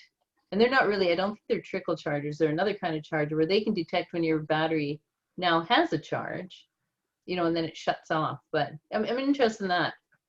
Okay, so that the, you wouldn't put a trickle charger on it unless you were in charge of your car and you did not have any hint of adult ADD. Because you'll leave the trickle charger on too long, you know, it'll be 3 days later and you've boiled all the electrolyte out of the battery. Exactly. Wrecked it. So these battery maintenance, these little battery maintenance things that you plug in permanently, you know, you can hook it right to your fuse box, and you have to go to the battery, have the bonnet open a little bit. Anyway, this thing senses the battery voltage, and if it's too low, it charges it a little bit, and then checks it again, and if it's okay, it doesn't charge it, and checks it again, it's okay, it doesn't charge it, checks it again, oh, it needs a little bit, so it's always keeping the battery at 13.2 volts, which is the best place for the battery to stay when it's, being stored. But your car doesn't have any drain on it anyway. Exactly. Yes. Modern cars, you know, anything with any kind of modern car with any kind of computer in it, you know, there's something going on, or a radio with a memory. That'll suck an MG battery dry and dead in 2 weeks. And it's milliamps. It's nothing, but I can tell you from practical experience, you know, that's what happens. So those little chargers are just the nuts. And it should cost you 40, 50 bucks. For $34 a Canadian Tire. Okay, but are those the ones that are made in Denmark, or the ones made in China? These are battery tenders, which they sell. Okay. Which they sell at Canadian Tire, and I have one on the A and one on the B. Okay, well, there's from your club president. You know, Okay. so if Johan says Canadian Tire, 34 bucks, go there, buy it, or check with him. So absolutely, yeah, that's Hey, I John, think that's important. In regards to stabilizing the fuel, Yes. I have found that I think it's a product called Stable. Yes. And they use it on boats. And Yes. Christina mentioned boats, and there is a marine version of that really works well. I've used it on boats myself, and it seems to work. Yeah, Stable's one of them, and the one I can't remember is the other one. You go to Napa, or excuse me, Canadian Tire, and well, you got it there. And just ask them. You know, they got what's the one I want? Star something. Seafoam. Startron. StarTron. I got it. I remembered it. I'm 72 and I still have a brain. It's very nice. StarTron and the other one's Stable. So, John? but Thank you very much, John, and everybody else. yeah, You know what John, you know what else I do with my car? I bought them on Amazon. I bought these caps. I measure the exhaust pipe when I'm storing the car, and I slide this cap over the exhaust pipe so mice don't climb into your exhaust pipe. And then what I do is I put one on my choke. They come in a 4-pack. So okay. this reminds me to take it off the tailpipe when I start the car. But they fit on real nice and tight. You measure the outside diameter. Okay. They're rubber, and you slide them over, and they're real nice and tight, so mice don't crawl up into your exhaust. I've read where they can crawl all the way into your motor. I can tell you that I've taken engines apart and found mouse nests inside the cylinder. Yeah, absolutely. Yep. But you buy these on Amazon. They're 4 rubber caps. You measure the outside diameter, and they slide on nice and tight. And I put one on the exhaust pipe, and I put one on my choke lever. So reminds me when I got to start the car, I got the tailpipe cover on. And the dollar solution, the poor man's solution to that is a piece of duct tape too. So there are about 1 million considerations for, that's I guess a real gross exaggeration. I've got a list. It's on my website. When you go to my website, hit the PayPal button. Help John. Okay. Well, I just wanted to mention though, with regard to mice, when I first had the MG, I lived in Stratford, Ontario. It's a pretty rural part of Ontario. In fact, it's the heart of the pork congress. So there's a lot of pig farmers around. And I kept my car in a barn, a really lovely barn. And the person there had a bit of experience storing cars, and she recommended that I go out right away and buy a box of mothballs. So I always keep mothballs in the ashtray. It's very convenient. And I put a few in the back as well. And that's been really helpful, to keep mice out. And I think I've been very fortunate. So since that barn, I've kept it in a pig barn outside of Cambridge, all kinds of other unusual but very dry places. The cars clearly survived. But the mothballs, and in fact, I still have the same old box because those mothballs just don't wear out. I don't know if you can still get them. They're getting smaller, but they're pretty pungent. And that's the beauty of the MG as well. When you take it out of the garage, you definitely want to get that mothball smell out. And the best way to do it is you just put the top down and take it for a spin. Good excuse to put the top down. So mothballs, some people use dryer sheets, but the idea is that it puts such a smell into the air that the mice who live by smell go, I'm not going there because I don't know what's going on. They just, it's not a comfortable place for them to be in. So we used to take them and put them in women's nylons, but life changes. Yeah, I don't know if anyone wears nylons anymore. So you've got to display them in some way inside the car that they don't get loose. Because if they roll around, first of all, they'll make noise, and secondly, they'll sublime all summer, and you get that whiff of naphthalene. Well, there are 2 different types of mothballs. There's naphthalene mothballs, and there's paradichlorobenzene mothballs. Naphthalene mothballs smell like your grandma's house, like mothballs always do. But the paradichlorobenzene ones are made with the same stuff that the disinfectant cakes are made for men's urinals. And so when you get into the car, you go, geez, what, oh shit, So it's like, it's that real, it works just the same, and if you're immune to the smell or something, who cares? But it does smell the same as the men's room. So. Yeah, anyway, on my website, on the top ribbon is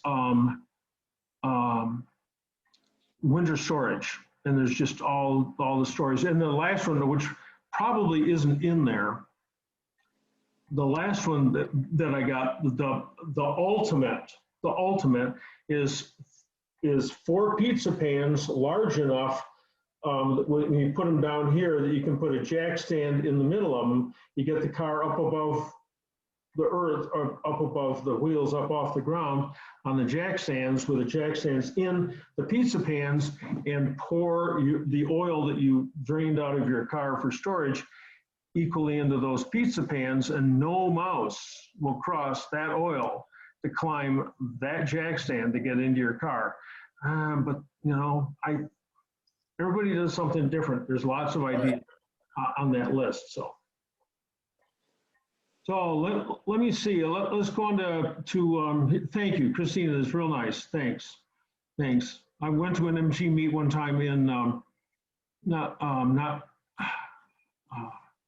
not Stratford, Cambridge. There's a tower there. There's a tower, 1980. It was the NAMGAR, a NAMGAR event. I took my MGA there, 1980. Anyway, Peter Koreski in Virginia. When doing an oil change with an oil cooler, should the oil cooler be drained and flushed? If so, is there an easy way to drain it without making a mess? No and no.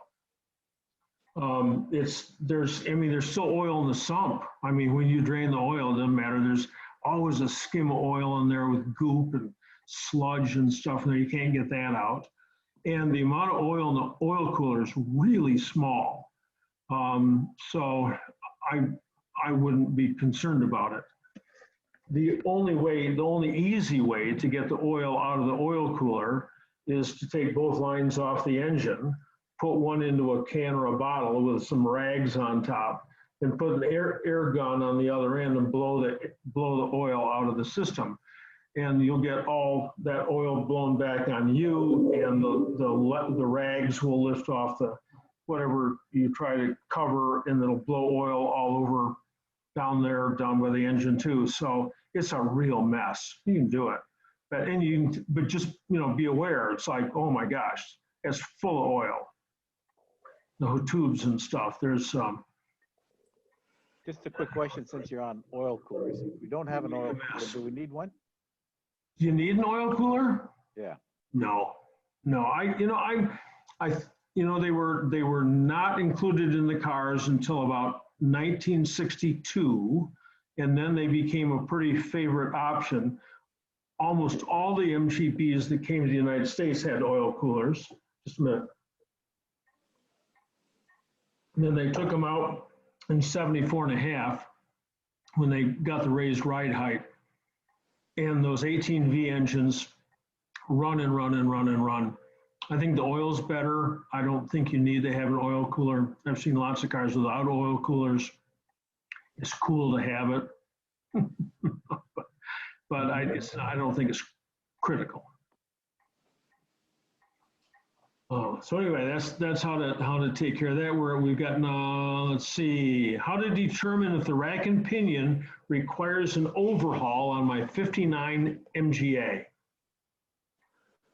Okay, so what does an overhaul mean, and what can you check and what can you look at on the rack and pinion on an A? You can just, with the gators still in place, you can get the car up in the air and turn it full left lock and full right lock, the wheels all the way one way, all the way the other. Right. Take the end of the rack and pinion, put your hands around it, and just move it up and down. How much does it move? It's going to move some. How much does it move? Is it equal? Then it's probably okay. If one side moves a lot more than the other, if the driver's side moves more than the other side, the right-hand side, then yes, you got to do something to it. But there's not much you can do to it out of the car as easily as you can in the car, except the inner tie rod. The tie rod comes off the inner tie rod end and should be fully swiveled, goes out to the tie rod end, which is connected to the steering arm. So the inner tie rod end, the inner one, has to be fully articulated, not get catch or anything. And when you grab a hold of the shaft that comes out of it, which is like a 5/8, a real hard shaft, you should not be able to move that shaft against the inner tie rod at all. You shouldn't be able to feel any play at all. Okay. So if you do, then you got to get the inner tie rods off the car. And, well, let me back up. There's always some play. I mean, some play. I mean, if you can just barely feel something, it's fine. Just leave it. But if it's going tunk, and it's giving you a 32nd of an inch of movement or something, like, oh my gosh, you got to do something to it. And it's a real problem getting those inner track rods apart. It's a real problem. I can tell you how to do it, but call me tomorrow. I'll tell you how to do it if you have to do it. Mostly what you do is just unscrew the cap at the top. There's a bronze bushing that sits underneath there, loads the rack, or loads the rack against the pinion. There's shims on there. If you take too many shims out, it loads it so hard you can't turn the steering wheel. And if you put way too many in, you can turn the steering wheel without the rack turning. Yeah. So the trick is to get just the right number of shims in there. You can follow the workshop manual, take all the shims out, and you have to put a feeler gauge in there and add so many to it. Or you can just experiment and take some of the shims that are on there now off to account for the wear that's occurred, and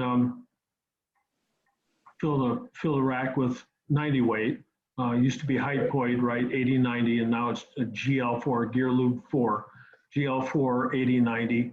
And I've got a YouTube video up about putting the oil in there. And then you can look back and forth. Maybe you got to change the boots on it or something.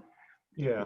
I did one more thing. What I did a couple of times on really early racks that were really worn is we took the rack out and I took it to the machine shop and I had him put it on his machine,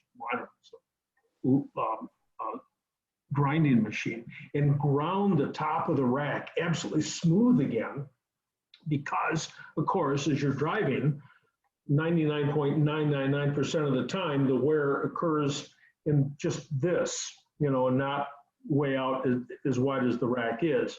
You just you get a dip in there. So it can drive pretty crummy right in the middle, but out on the ends, it's okay. So. Yeah, I seen your video on that, and then yeah, it looks like a lot of work. That's why I really want to ask the question. But is that unit durable enough where, only been on the road for 15 years from day one, that thing would not be wore out? They're really durable. Okay, so. I mean, help me out. After the brakes, it's the most important system in the car, right? Doesn't matter if the gearbox works or the differential comes apart or the U-joints blow out or the engine fails. That doesn't make any difference. It only matters if you can stop and if you can steer it. So that's a real heavy duty unit. Okay. At the get-go. So. Okay. Hey, John. Yes. John, since we're on that subject, I watched your video. I put the 90 weight oil in the rack and pinion. Mm-hmm. I don't think I put enough, because I watched your video. You worked it back and forth and back and forth. Well, it's a two-person job. I put so much in, but it seemed like I had spots on the ground and it leaked out. Where would it be leaking from? Everywhere. Out of it's an MG. Come on. From the boots. From the front cover, from the top cover, from the seal. Was that a 57, 53 Chicago rawhide seal that goes in the back of the rack there? It's just everywhere, but it seeks its own level. It'll leak to a point and then it stops, and then it's still got plenty of oil in it, and it'll quit leaking quite so much. Okay. Happy birthday, John. Thank you. Yeah, I was born the 22nd. Of course, that's the day Kennedy was shot. That was my 15th birthday, but that's the same as, like 0.3% of the population. So then on my father's birthday, June 5th, 1968, my dad's birthday, Robert Kennedy was shot right after the California primary. That night they're in the hotel. And then my mother's birthday is August 8th. That's the day Nixon resigned. But then my little sister's birthday is March 30th, and that's the day that Ronald Reagan was shot. So that's kind of weird, stacking those all up. But we're not here to talk about coincidences. Anyway, thank you for the birthday greetings. Let's see, Gene Cooper. Gene Cooper says you don't have to put a capacitor on the relay. If you want, if you're worried about it, put a diode on it. It's smaller, and maybe it won't break off. So this is from Paul to everybody. A 77 MGB with HIF carburetors. It has the Moss cold air inlet for filtration, which I don't like. What are recommended alternatives? Also, has anyone seen the M type on BAT? What's that? Is that television? What's BAT? Anyway, Paul, if you're still on, we're down. It's almost 9 o'clock. We're down to 105. Maybe Paul weighed in here and I didn't answer, so it's gone. I don't know. Anyway, I don't like. Well, the whole goal of the engine is to get air into the engine. I mean, you got to get the exhaust out. That's a consideration on compression ratios and engine heat, but getting air in, that's the goal. It isn't mixing the gasoline with the air. That's easy. Any carburetor does that. It's getting the air into the engine. Air does not like corners. Air likes to slip. It likes long radiuses. It likes smooth, not mirror. Before it's got gasoline mixed in it, it loves a mirror finish. I mean, it wants to slip. So you want to get as good of an air filter and setup as you can. The K&N air filters, the conical air filters, one's offset, one sits down correctly. Those are about the best you can do. That is just, it doesn't, except for not running air cleaners. You can't run stub stacks inside them. I don't think you can because of the way it's set up on the rear one. I'm not sure on that now that I say it, because stub stacks are really critical to making those K&N filters work correctly. But I don't, for some reason, I think it's how it's offset and where it hooks on, where the perforation is on the back of the unit, where it meets up against the carburetor. Carl Heidemann did some experimentation with a whole lot of stuff and just determined that K&N offset filter in the back, for whatever reason, works really, really, really well. So anyway, John? Yes. Yeah, that BAT that he's talking about is a car auction site. It's called bringatrailer.com. Oh, Bring a Trailer. Oh, all right. Yeah, there's always a lot of MGs and Triumphs and quite a few cars on there. So that's what he's talking about. Bring a Trailer, sure. Well, that makes all the sense in the world. So the M-Type, that's an early vehicle. I just talked to Reinhard Vogt the other day from Atlanta. He's running M-Type for, oh my gosh, 30 years. Simon Dix, who has created my background, has just weighed in here. Well, not just, he weighed in at 7:56. It's an hour later. And he says, I've sent you a new background. One is flipped and one is not. So one or the other will work. So I will experiment with those, and so I can get my background up here so that when I say, oh, please go to the PayPal button and push the PayPal button, you will at least have a clue. Oh, that's his old one. Just a minute.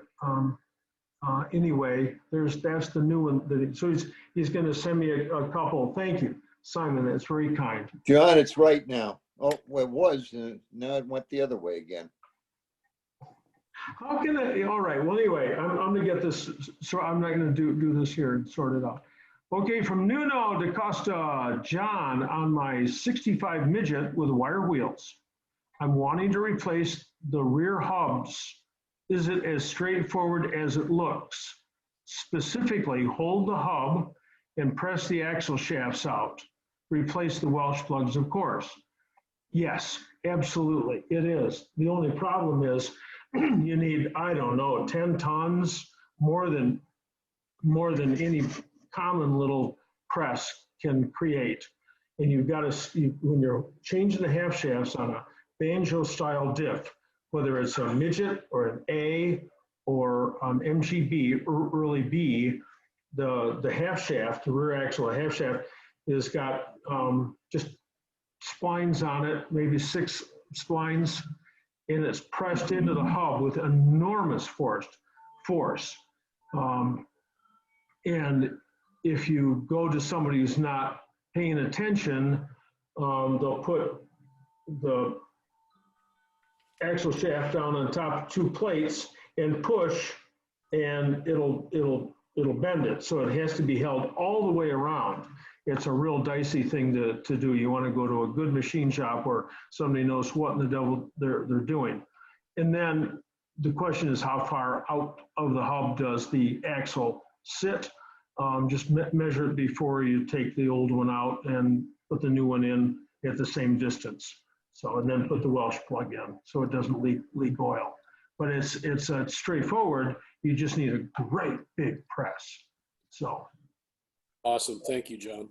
Oh, hey, you're very welcome. David Knock already signed off. Albert Barr, what's my opinion on undercoating? Okay, so there are 2 types of undercoating. One dries and forms pockets. The pockets fill with water, with moisture, and the rusting starts. And then there's the kind that always stays wet. I'm trying to get my background sorted out here. There's the kind that always stays wet or oily, and that is my preferred one. So say you buy a new gas tank. You can buy a can of undercoating, spray undercoating, and you can put it on yourself and do a great job, and it's 100% covered, and it's not tacky afterwards. It's just fine. It fits on all right. You can do that with the underside of the car. In the wheel arches, you can do that, although rubberized undercoating to match the color of the car is the go-to if you want to make it look really nice. But up in areas that you can't reach, that you can't see, on an MGB, starting at the rear end, you know, you're looking at the inside the boot, inside the trunk, up in either corner, and it goes up over the wheel arch and it just disappears. It reappears if you take the rear panels off. You can see in there, but you can't see a whole lot. Those are the hidden areas. That's where you want to use the gooey stuff. Now you can buy, oh, come on, Blaine. What's the British stuff? Comes in the can with a spray applicator like a Waxol. Wax oil. You can go online and you can get the formula and you can make your own wax oil. I had a customer who was was a beekeeper, and he brought me a 5-gallon pail of beeswax, and I mixed it with kerosene and motor oil and made my own stuff. And how are you going to apply it? You got to. So anyway, just better to buy the wax oil, or Napa and probably Canadian Tire sells stuff that doesn't harden up. It stays gooey, which means that if you put on too much and you park it out in a parking lot in the middle of August, some of it's going to goo out of the car and go on the ground. But better that than air and water should touch the inside of your panels. So I don't know. I went on there for a while, Albert. I say, come on, what are you doing? It's an MGB, a rotisserie rebuild. I mean, everything's new. So that's got sill treads on it, doesn't it? When you open up the door, that's got sill treads. So you take the sill treads off, and you can drill holes underneath there to get a wand way up and way back on the inside of those frame members. But you want to get something on the inside of there for sure. Yeah, I did spray some frame coating up in there, but I mean, everything under there is painted and it looks really good. And I just hate to put a black rubber coating on everything, but on the inside where you can't see it, it, and it isn't black. It's dark tan. Dark. Okay. And what's that product again? Well, wax oil. WAXOYL. It's it must be sold in this country too, but it was the hot stuff out of England for a long time. But you can also buy cans of non-hardening. I've got some at the shop. I can't even tell you what it is, but all the suppliers just repackage it, remanufacture it. Call me tomorrow. Just on my phone, Albert. If you got my phone number, you can go on my website, and I'll there. I got a can of it right in my shop, and I'll just tell you what it is. And you can see if you can duplicate it, or I'll show you the label to it. So does it have to be reapplied over a period of a few years? No, that's the magic. No, okay, not. Otherwise, you could put a sponge on a stick, and just coat it up with oil and grease and push it back and forth. And I mean, you could do that, but that's eventually gonna wash out. Something evaporate, sublime, whatever. So another question, if you got a moment, sure. The plastic inner fender wells for the front wheels. Good idea or bad idea? No, I mean, personally, I'm not a fan of them. No.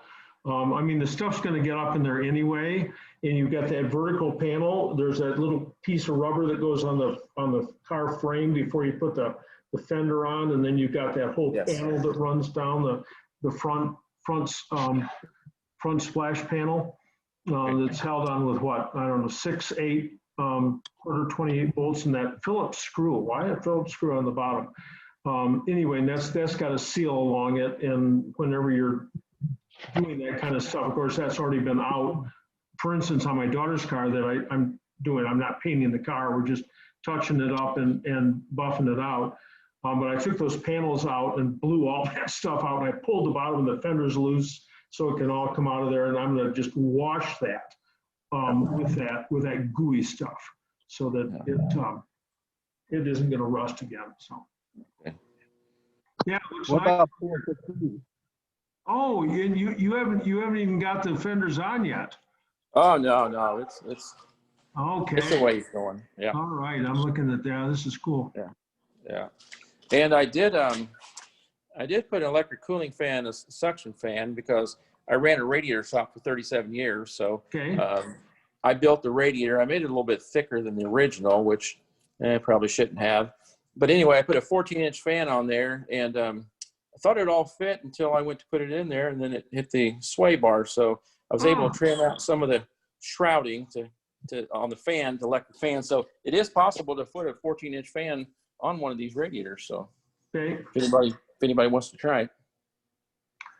I've always thought that the original cooling fans, which want to turn out of your hand, I mean, they'll blow the hair off your head. They are powerful fans.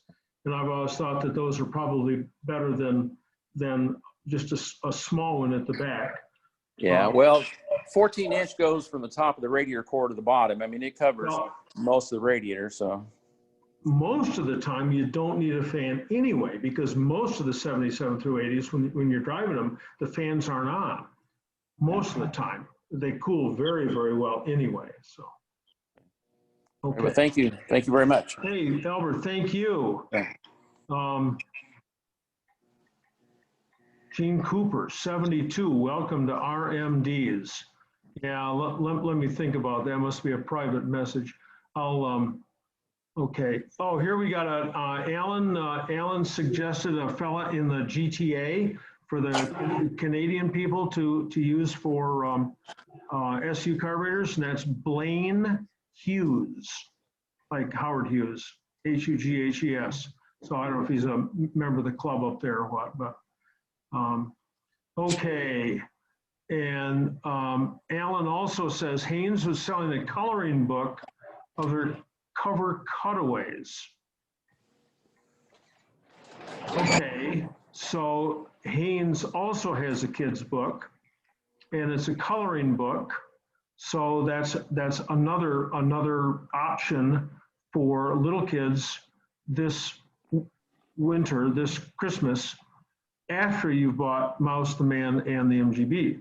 So anyway, Haynes has got. Yes. May I comment on that Haynes book? Yes. I think it's more for the adult. It's for the adult in us who likes to see our cars colored. Okay. Because I bought it for myself. Truth be known here, Alan weighs in. So, okay, thank you. All right. I've got a coloring book. I looked for it real fast tonight when I came out here, but I instead I found that one in Japanese. I thought I'd show that one instead. So anyway, here Gary Maves has a tech question here. When I go over the narrow speed bumps in parks, my 66B is scraping the bottom. Is it the leaf springs or the shocks or what? It's the leaf springs, absolutely. So over the height of the speed bump, I mean, you can't drive a Healy over any speed bump without tearing the exhaust off. But the car should sit horizontally.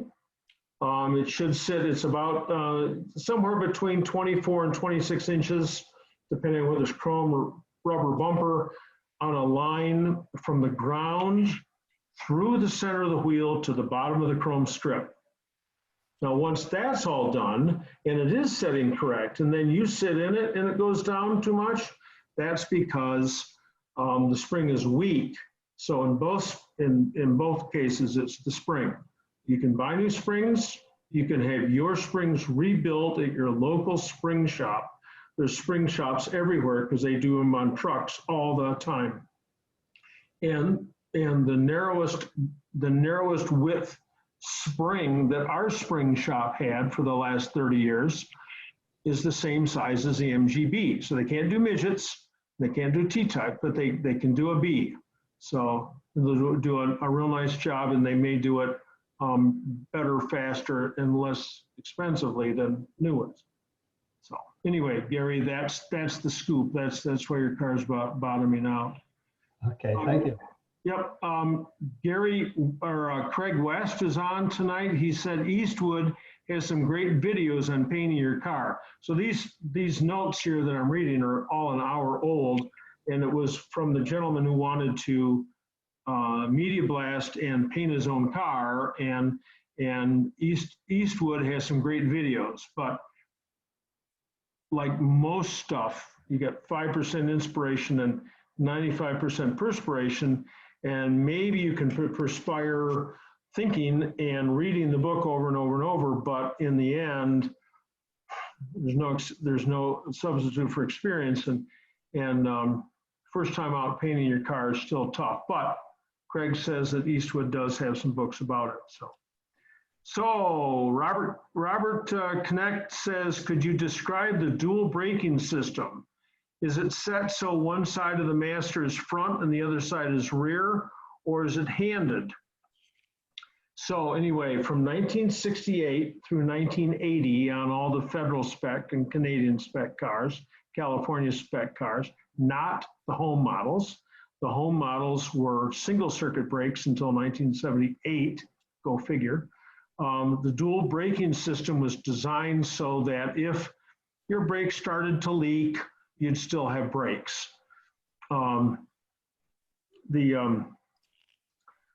master cylinder is separated front to rear. In the case of 68 through 75. Okay, that's what I needed. Front and rear. So then if I change something on the front, they don't have to bleed the rears. Is that a true statement, John? That is a true statement, but I still would. But yes, that is correct. Well, the rears were just done. It was over at Rob's, Okay. over at Tuxedo when he did everything. And yeah, what we didn't do was change the, I had the problem with the brakes. We didn't change the, we didn't change the driver's side caliper, and I ordered one from Apple so that everything matches. Yep, gotcha. Because it was pulling to the left. I don't know why it's pulling to the left. It's the left side. Now, what I also did was today I went and ordered a new set of brake pads because the other ones are burned pretty good. I sanded them off, but I don't trust it. And for $50 for a new set of EBs, green stuffs, I ordered them from Rimmer Brothers. And by the way, they're the cheapest around, including the shipping. So that should take care of it. If it doesn't, well, it will. The reason the brakes pull. What? They only pull just before you come to a complete stop. Okay, so there's lots of reasons that the brakes pull. Sometimes it's pad contamination. That can be low tire pressure. But the one that takes the steering wheel out of your hand, I mean, it's just like, whoa, what's going on here? That kind of powerful movement is almost always the brake hoses. So these are there's a new hose on the left, on the right side, not on the left side. There we but go. they're steel. They're steel. They're steel hoses. They're not the rubber. Yeah, ones. well, when you're doing the brake shows, do both sides at the same time. Yeah. Or else you end up with some snags. That's what I'm gonna do. Yeah, that'll work out. I mean, great. I have the stuff. I just wanted to get the car out of the garage so I could get the snowblower out. Yeah. So, yeah, here it comes. So yeah, just bleed the fronts again. You won't have to bleed the rears. Thanks. Okay. Happy birthday, by the way, Daylight, my friend. Thank you. Thank you. All right. So I got 13 years on you. You got, what are you, 85? No, you're 69? No, 83. 59. 38. Okay. Okay. All right. Okay, from iPad 2 to everybody, how industrial strong is a 65 gearbox? Tore mine apart, no oil. Front bearing froze up. Looked as if the transmission was filled with water at one time. Should I rebuild it? What? Maybe I'd start with another one, but it depends on how much got torn up. So it's the same gearbox from 1954 through 1966. And then in 67, they make this dramatic improvement. And then the next year, they don't use it at all, and they go to the all synchro box. So this 65 gearbox is nice. It's got a steel synchro in it. It's crash first, of course. But the 67 has got a larger diameter lace shaft, not by much, but you don't have to get much increase in diameter to get the circumference larger. So you might start with another one too. The gear ratios from 1955 through 1967 are all the same, so all those gears work back and forth. The second gears are different. One takes a brass synchro, one takes a steel synchro. Get them mixed up, synchronizer doesn't work. So anyway, or you can, John Esposito, he's not too far. Why do I think you're out east? John Esposito rebuilds gearboxes. You may have them on the shelf.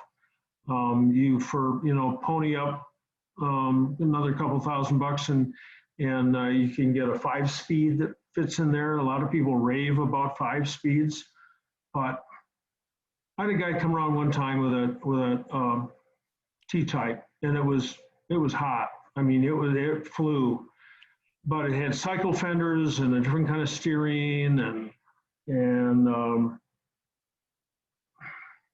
maybe a different engine. I don't remember. A lot of changes and I said, well, it really isn't what it was, is it? Because it's not, I mean, if you want a car that goes fast, by a minivan, compared to an MG, but I like stuff to stay original. That's me. I like stuff to stay original, you know, so I put the proper gearbox back in the car. That's what I do. So, okay. Harry Mack, I don't know, we get 74 people on, it's 9:15, we're still going strong. But Harry Mack says, are things that are apart look burnt? And that maybe has to do with something that we were talking about before, but I can't get an answer on that. And then we've got, this all has to do with this gearbox. So, guy that wrote in said, no, it's just coated with a red film, which is probably rust from having sat with some water in it. That is true. So Gene Cooper, thank you, Gene, weighs in with my oldest line that I came up with, I think in 1979, when I first started writing for MG Magazine. It doesn't matter how fast your MG goes, it only matters how fast it stops. So,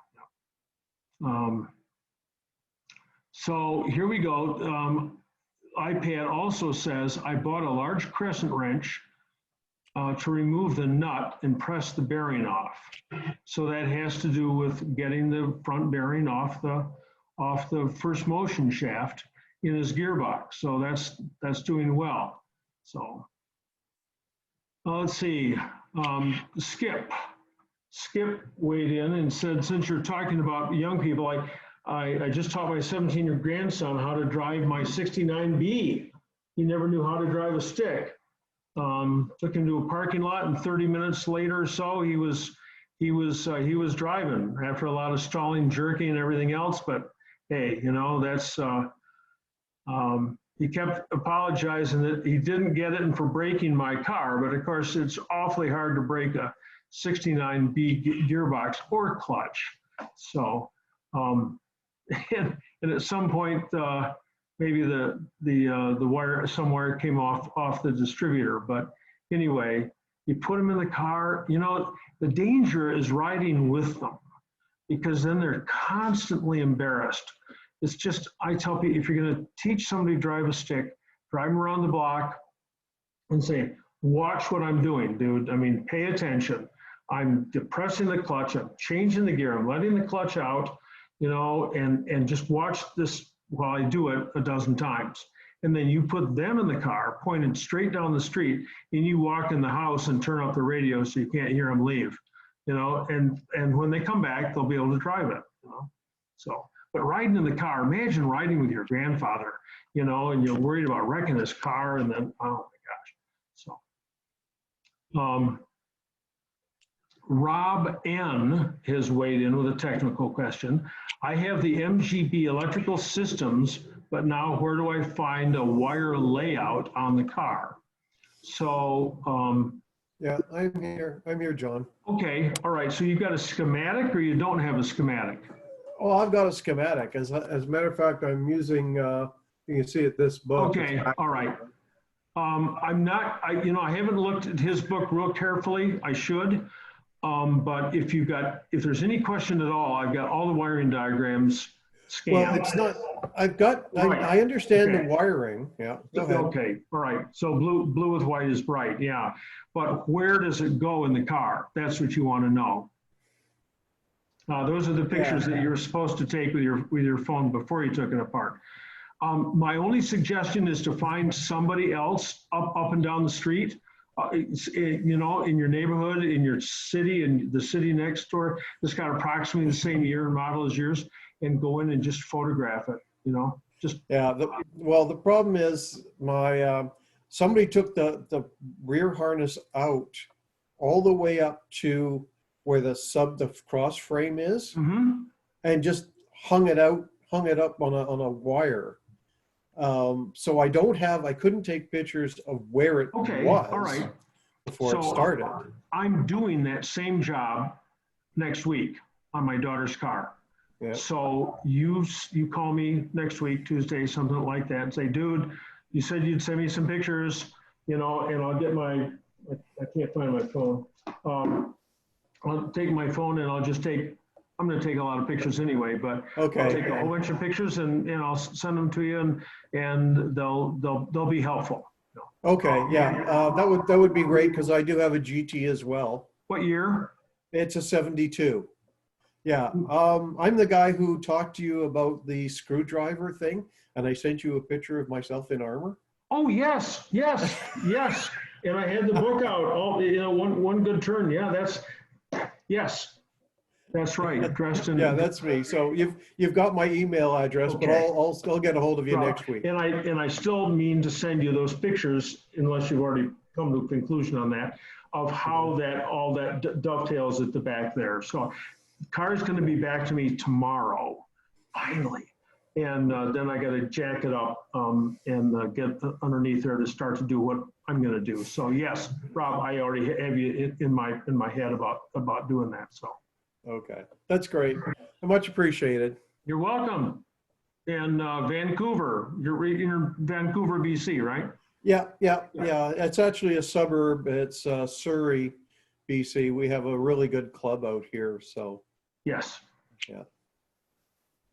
And I just talked to a guy the other day. I don't know, it wasn't you, Vancouver, some person in the GTA, I don't know. And they're talking about ordering parts and how much more quickly they came often from England than they did from the United States. And I said, it's because you still got the Queen on your stamp. You know? That was me. Yeah. All right. Yeah, Okay. that was me. Yeah. Okay. Right. Okay. All right. Okay. Hey, Rob, pleasure indeed. So sometime when we have another party, we can all bring pictures of ourselves. Rob's got one of himself all in armor, and there must be some mail in there someplace at a show. Oh my gosh, it's great. It's great. You think you're in 1340. So, all right, Rob, thank you very much. Okay, you're welcome. Take care. All right, so David Knock has weighed in before he was off and says driven oil makes a fuel stabilizer and it works well. So now we've got Startron, stable, and driven oil, all three of which make a fuel stabilizer. You know, how much of that works, how much of which I don't understand the chemistry of it. And I haven't engaged my daughter yet, who's got a doctorate in chemistry, to tell me what's going to, actually it's Rich Winslow. He's the one, Rich Caldwell, he's my oil man. He can explain it to me, and then, all right. So from Judd to everybody, with apologies to all of y'all up north from today, he said he drove his 69 MGA. Well, he didn't. Sorry, it was a 62. That's a typo. Oh yeah, well I knew it was. The 69 was a very rare MGA. You got it right. He says he drove it for 85 miles today through the Blue Ridge Mountains. So, and the winterizing that they do in South Carolina isn't much. Drive them. Very nice. That's nice. It is. We're going into our hibernation here. That is for sure. Although I expect I'm going to drive my 62 MGA this weekend when I go to put it in storage. Thank you very much, Mary. I see you on tonight. With small engines, I always run the fuel tank and carbs totally dry before storing.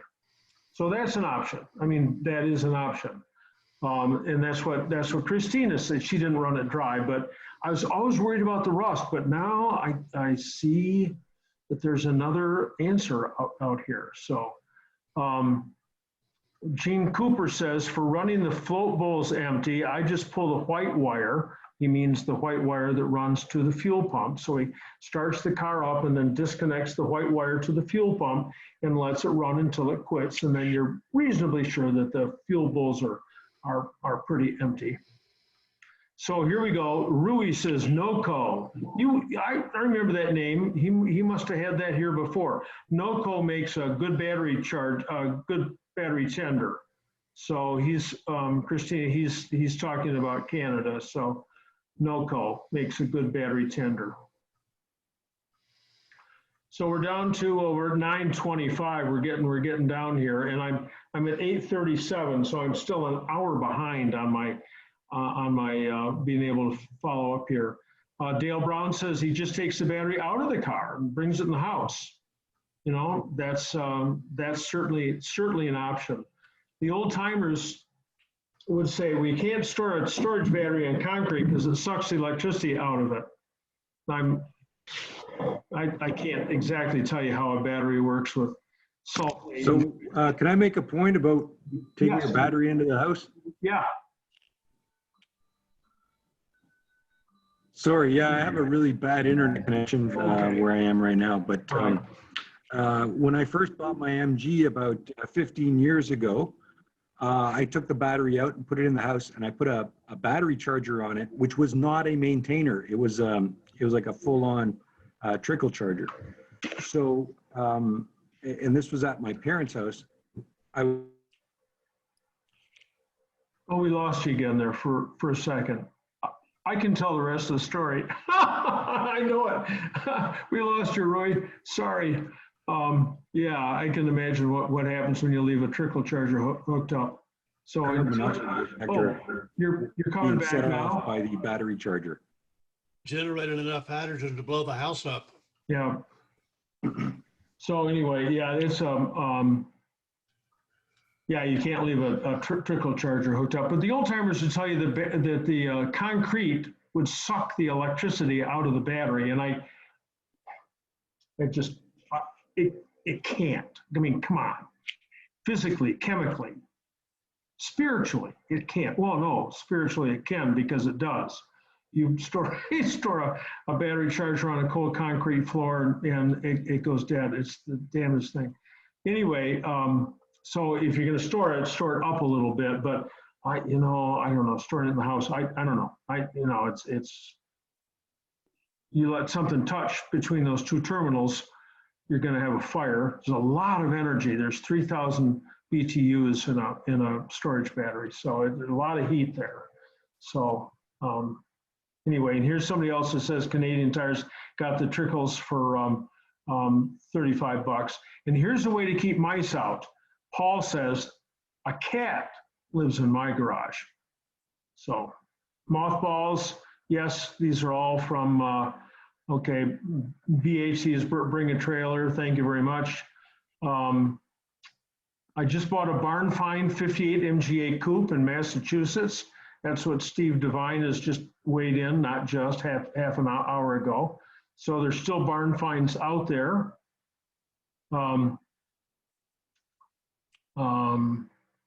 Paul asks me thoughts on putting an electronic ignition system in a 67B. The only problem with electronic ignitions is that when they fail, that's it. They're dead. They're dead. And so you got to get towed to wherever you're going. Or people say, well, I'll just bring along some points and fit the points. What? Next to the QEW and next to I-5 while you're trying to get your car back on the road? You got to be kidding me. And get the points set and stuff. You can't do that there, not with all that traffic. It's craziness. So if you're going to have an electronic ignition, get two. Right? If you're going to buy a Pertronix to put in your distributor, buy two of them and keep the other one in the glove box with a Phillips screw so you can change it instantly if you have to. So I like points. I like points. There's nothing inherently wrong with electronic ignition except everything electronic eventually fails. And it will too. I lost two. Pertronix are great. Pertronix, he was talking about Lumination, but Pertronix is their failure rate is about 0. I lost two of them within 3 weeks. I had to ask my girlfriend to come pick me up when one of them failed. And fortunately, I was just around the corner from the shop when the other one failed. So I've gone back to points. I like points better. And Ron Bueller says, my dad would have been 99 on November 22nd. Very cool, very cool. Rodney Dangerfield's birthday was also November 22nd. I'm going down here and it looks like I'm down to about the end here. So, hey, it's 9:30. I've worked through, the questions on chat. So, hey, you know, I was just watching, I can't remember the name of the actress. She was playing Margaret Thatcher. It was, I called The Iron Lady, or so it was on Netflix. And the family starts off, this is 1952, maybe. No, it couldn't be 52, it'd have to be 58. And the family's in a Z-type Magnette. Yes. And there's some scene in a parking garage, and she opens the tailgate, the backlight, to her Harvest Gold MGB GT. So MGs are out in the movies. We're going to wait for Christina to work and get a really good list. You can unmute yourself if you wish. I can't unmute everybody here. I don't know why, but I can ask all to unmute. And so we'll do a bunch of noise here for a little bit. Thank you, John. Happy birthday to you, Hey, thanks, John. Happy Thanks, birthday, John. John. Happy birthday. Happy birthday. Hello. Thank you. Thank you. Happy birthday. Yeah, I see Doc Rosevere was just on here. Who else is on tonight? Still lingering, John. Great.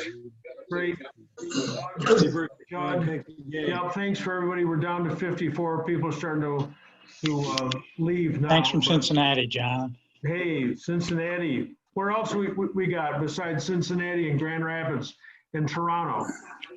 We got South Carolina. South Carolina, Clemson, South Carolina.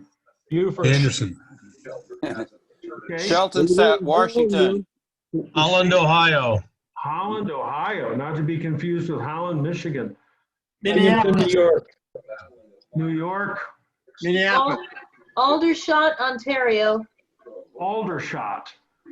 That's the Aldershot is where the British Army practices artillery. That's Aldershot. right.